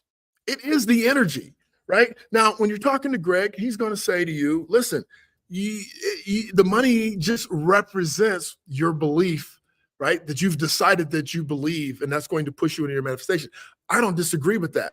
But for some people, it's hard to hold on to that. So let's hold on to what we can control. We can control the next thing we eat. We can control the next thing that we decide to believe. We can control the next dime, penny, or dollar that we spend. I have a mobile app that I should say but I have a mobile app that has every money plan that you need inside of it. How to get out of debt, how to get your savings right, how to keep more and save more, how to get your savings where you want it to be, how to get your investment portfolio started. All the money things are there. But until you make a decision that you're going to escalate your life, that you're not going to live check to check, let's just start with the basics. Let's go on a money diet. Let's just go on a money diet, right? We're going to go on a money fast. We're going not fasting from earning it. We're going to fast from spending it. And we're going to take a step back and we're going to do it just like our health. What foods are good for me? What money decisions are good for me, right? They're not that complicated, but we make them complicated because we're buying into all the noise.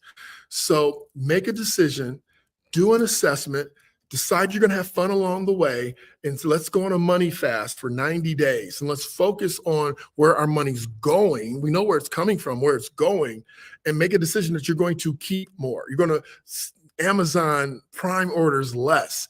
You're going to prioritize yourself first, and you're going to move your money in an amazing direction. So let me tell you a little bit about this year.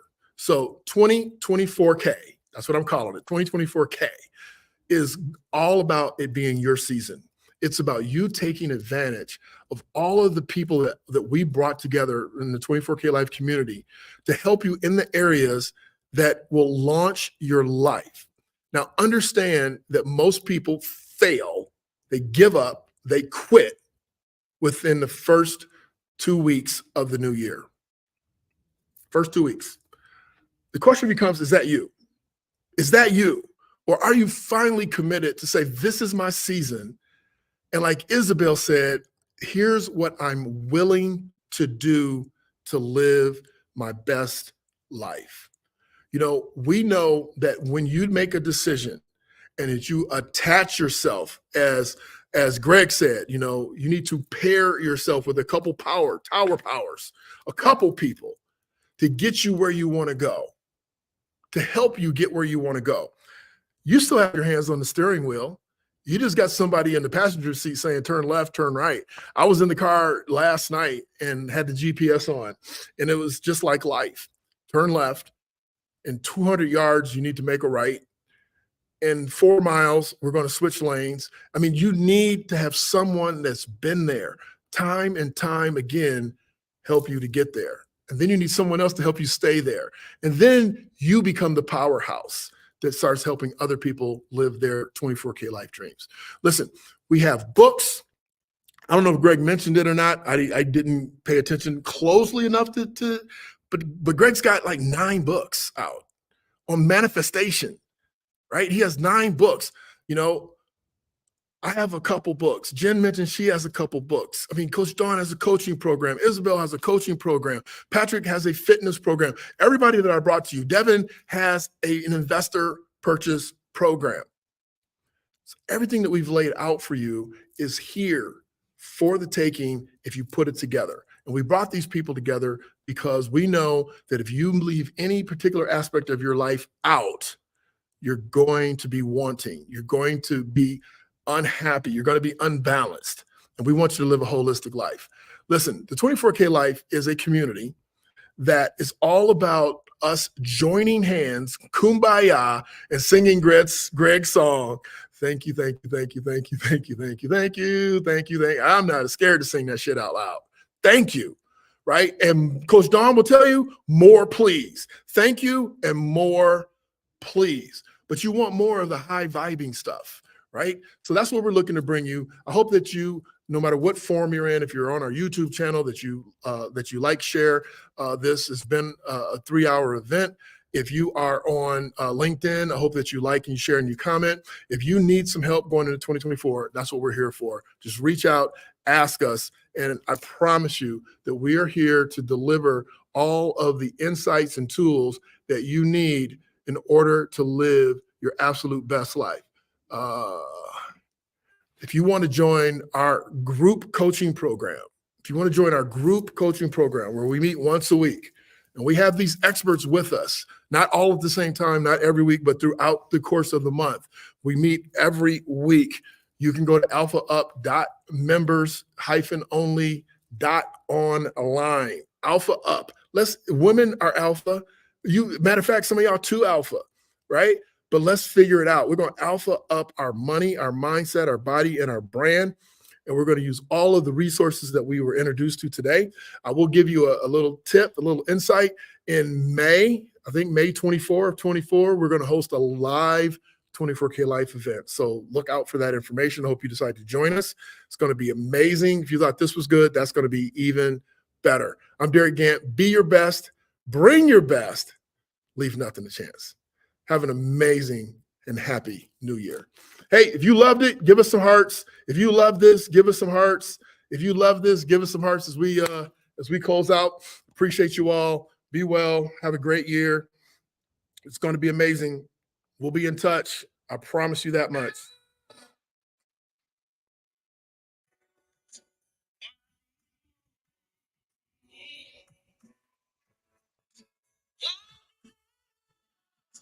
More hearts, please. I need the hearts. Thank you, Rashawn. Thank you, Tara. Thank you, Greg. Thank you, Karen. Thank you, Beth. Thank you, Jeanette.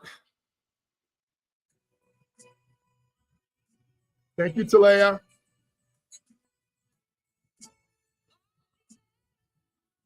All right, everybody, be well.